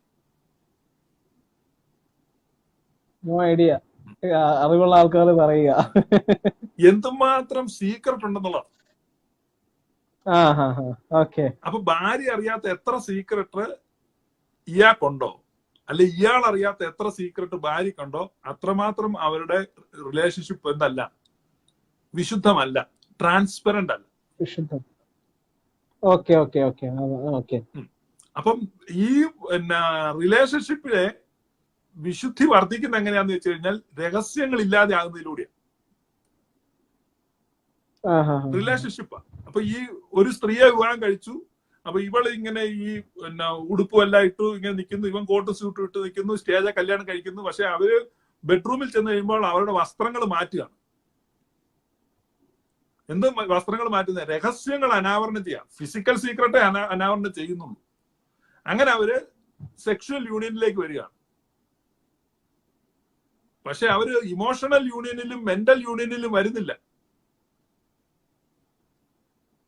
ഇപ്പൊ ഇവന്റെ കൂടെ കിടക്കുന്ന സമയത്തും വേറെ ഒരാൾ ചിന്തിച്ചോണ്ടിരിക്കുകയാണല്ലോ. അപ്പൊ കിടക്ക വിശുദ്ധമായിരിക്കണം. എബ്രാഹിം പറയുക കിടക്ക വിശുദ്ധമാകുന്ന എങ്ങനെയാ? കൂടെ കിടക്കോ വേറെ ചിന്തിക്കരുത്, അപ്പോഴാ കിടക്ക വിശുദ്ധമാകുന്നത്. അപ്പൊ വിവാഹം നിർമ്മലമാകും. അപ്പൊ ഞാൻ നിങ്ങളെ നിർമ്മല കന്യകയായി ക്രിസ്തുവിന് വിവാഹം നിശ്ചയം ചെയ്തിരിക്കുന്നു എന്ന് പറഞ്ഞാൽ ഞങ്ങൾക്ക് ക്രിസ്തുവിന്റെ മനസ്സുണ്ട്. അത് പൗലോസ് പറയാ, we have the mind of Christ. അപ്പൊ കണക്ട് ആവുന്നുണ്ട് കാര്യങ്ങള്. Obtaining the mind of Christ, that means ഈ മാര്യേജ് അല്ല പൊട്ടപ്പെന്തക്കോസായിട്ട് പറയുന്നവരെ അവിടെ കല്യാണം കളിക്കാൻ വേണ്ടി പോവാ, മണിയറവാസം ഓർക്കും എനിക്ക് കുളിര് കോരുന്നേ എന്ന് ഇവൻ പാടിക്കൊണ്ടിരിക്കും. മണിയറവാസം ഓർക്കും അവന് കുളിര് കോരുന്നു. ഇവര് വേറെ എന്തൊക്കെയോ ചിന്തിച്ചോണ്ടിരിക്കുന്നു. ഇതാണ് ഇത് ഈ റിലേഷൻ. ഞാനിപ്പോ ലൈവ് കാണുമായിരുന്നെങ്കിൽ 100 ലൈക്ക് അടിച്ചേനെ. അപ്പൊ ഈ റിലേഷൻഷിപ്പാണ് അതിന്റെ പ്രധാനം. അപ്പൊ ഈ secret father, son and holy spirit. അപ്പൊ ഫാദറിന്റെ സണ്ണിന്റെ ഇടയ്ക്ക് ആ സീക്രട്ട് ഇല്ല. അപ്പൊ യേശു പറയുന്നുണ്ടല്ലോ, അത് ഏത് നേരമാകുന്നു, ഏത് സമയമാകുന്നു പുത്രന് പോലും അറിയത്തില്ല, പക്ഷെ പിതാവിനെ അറിയത്തുള്ളൂ പറയുന്നുണ്ടല്ലോ. എന്താ അങ്ങനെ? അത് ഈ മനുഷ്യരോടല്ലേ പറയുന്നത്? അതെങ്ങനെ? മനുഷ്യരോടല്ലേ പറയുന്നത്? യേശു പറഞ്ഞു ഞാൻ ഈ പെരുന്നാളിന് പോകുന്നില്ലെന്ന് പറഞ്ഞു. പക്ഷെ ശിഷ്യന്മാർ എന്നപ്പോഴേക്കും അവനെ യെരുശലേമിൽ കാണുകയും ചെയ്തു. അതെങ്ങനെയാ? മനസ്സ് മാറിക്കാണോ? എന്നാ മനസ്സ് മാറിക്കാണോ? മനസ്സ് മാറുന്നല്ല. അപ്പൊ നമ്മൾ ആ സംസാര ശൈലി മനസ്സിലാക്കണം. അപ്പൊ യേശു കർത്താവ് പറയാണ്, ഈ യഹൂദന്റെ വിവാഹം ആയിട്ട് ബന്ധപ്പെട്ട് ഈ ഫാദർ ആണ് സമയം നിശ്ചയിക്കുന്നത് എപ്പൊ പോകണം. അറിയാം യഹൂദൻ കല്യാണം കഴിക്കുന്നത് എങ്ങനെയാണ്? യഹൂദൻ കല്യാണം കഴിക്കുന്നത് എങ്ങനെയാന്ന് വെച്ച് കഴിഞ്ഞാൽ, ഈ ചെറുക്കൻ വന്ന് പെണ്ണിനെ കണ്ടു, അവര് കല്യാണം ഉറപ്പിക്കും. വിവാഹ നിശ്ചയം കഴിഞ്ഞാൽ ഈ ചെറുക്കൻ അപ്പന്റെ നിർദ്ദേശാനുസരണം ഒരു വീടുണ്ടാക്കും. അപ്പൊ അപ്പൻ എപ്പോഴും ഇങ്ങനെ നിർദ്ദേശം കൊടുത്തോണ്ടിരിക്കടാ, അത് വേണം, ഒരു പൂജയും കൂടെ അവിടെ വെക്കടാ, അവിടെ ഒരു ചവിട്ടിയും കൂടെ കൊണ്ട് ഇടണം, ഇങ്ങനെ പറഞ്ഞോണ്ടിരിക്കും. അപ്പൊ ഈ വീട് എപ്പോ പെർഫെക്റ്റ് ആകുന്നോ അപ്പം മകൻ പോലും അറിയാതിരിക്കുന്ന ഒരു സമയത്ത് അപ്പം പറയും, ഇന്ന് നിന്റെ കല്യാണം നമുക്ക് പോയേക്കാന്ന് പറയും. അങ്ങനെ ഇവര് പോരും. അപ്പൊ ഈ മണവാട്ടി എന്ന് പറയുന്ന ആള് എപ്പോഴും ഒരുങ്ങിയിരിക്കണം. കല്യാണത്തിന് ഡേറ്റ് ഇല്ല, എപ്പം വേണേലും ഈ വരണ്ടേ. അന്ന് മൊബൈൽ ഫോണൊന്നുമില്ല ടെക്സ്റ്റ് അടിക്കാൻ. അപ്പൊ പെട്ടെന്ന് ഇവര് വരുന്നു, പെട്ടെന്ന് ആർക്കൂട് വന്നു, അയ്യോ അതെ അവർ എത്തിക്കഴിഞ്ഞു, അപ്പൊ റെഡി ആയിരിക്കണം. അപ്പൊ വിവാഹ നിശ്ചയം കഴിയുമ്പോ തൊട്ട് വിവാഹം 1 വർഷം വരെ എടുക്കാം. ഈ 1 വർഷത്തോളം ഇവൾ എന്ത് ചെയ്യണം? കാത്തിരിക്കുക. എപ്പം വേണ്ടേലും വിവാഹം നടക്കാം, ഇങ്ങനെ പ്രതീക്ഷിച്ചിരിക്കുക. അപ്പൊ ആ ഒരു കോൺസെപ്റ്റിൽ ഇങ്ങനെ പറഞ്ഞപ്പോ അത് ഫാദറിനല്ലേ അറിയാവുള്ളൂ. അല്ലാതെ പുത്രനായ ദൈവത്തിനൊന്നും അറിയത്തില്ലെന്നല്ല പറയുന്നത്. യേശു കർത്താവ് എന്ന് പറഞ്ഞാൽ സർവജ്ഞാനമല്ലേ, അത് അറിയത്തില്ലെന്നുള്ളതല്ല അതിന്റെ അർത്ഥം. അപ്പൊ ഈ ഓരോ ഭാഷാ പ്രയോഗങ്ങൾ മനസ്സിലാക്കണം. അത് ആ കോണ്ടെക്സ്റ്റിൽ നിന്നെല്ലാം എടുത്തിങ്ങോട്ട് മാറ്റിയിട്ട് ഇത് കണ്ടില്ലേ പുത്രൻ അറിയത്തില്ല, അങ്ങനെയല്ല. അപ്പൊ ഈ അപ്പൊ ഫാദറും സണ്ണും ആയിട്ട് അവരുടെ മനസ്സിൽ ഒരു അകലമേ ഇല്ല. ഈ ഫാദറും സണ്ണുമായിട്ടുള്ള ബന്ധത്തെ കുറിച്ചും മൈൻഡും തോട്ടും പോലെയാണെന്ന് പറഞ്ഞിട്ടുണ്ട് ബെസേലിയോസ് നസിയാൻസിലെ. ഗ്രിഗോറിയസ് ബെസേലിയസ്, പിതാക്കന്മാരിലെ ബെസേലിയോസ് അതിനെപ്പറ്റി എക്സ്പ്ലെയിൻ ചെയ്തിട്ടുണ്ട്. അപ്പൊ മനസ്സും ചിന്തയുമായിട്ട് എന്തുമാത്രം അകലമുണ്ട്? അകലമില്ല. മനസ്സ് ഫാദർ മനസ്സാണെങ്കിൽ പുത്രൻ ചിന്തയാണ്, കമ്പയർ ചെയ്യുന്ന. അപ്പൊ ദാറ്റ് മച്ച് ക്ലോസ് ആണ്. അപ്പൊ അങ്ങനെ ഈ ഫാദറും സണ്ണും ഹോളി സ്പിരിറ്റും ആയിട്ടുള്ള ആ റിലേഷൻഷിപ്പ് ആണ് പെരിക്കോറോസിസ്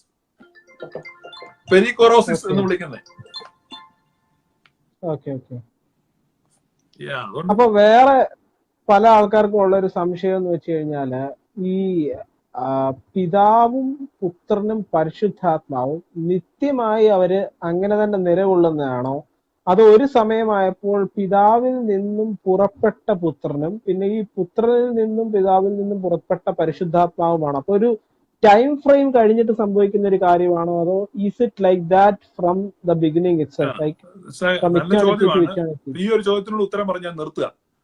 അതായത് ഫാദർ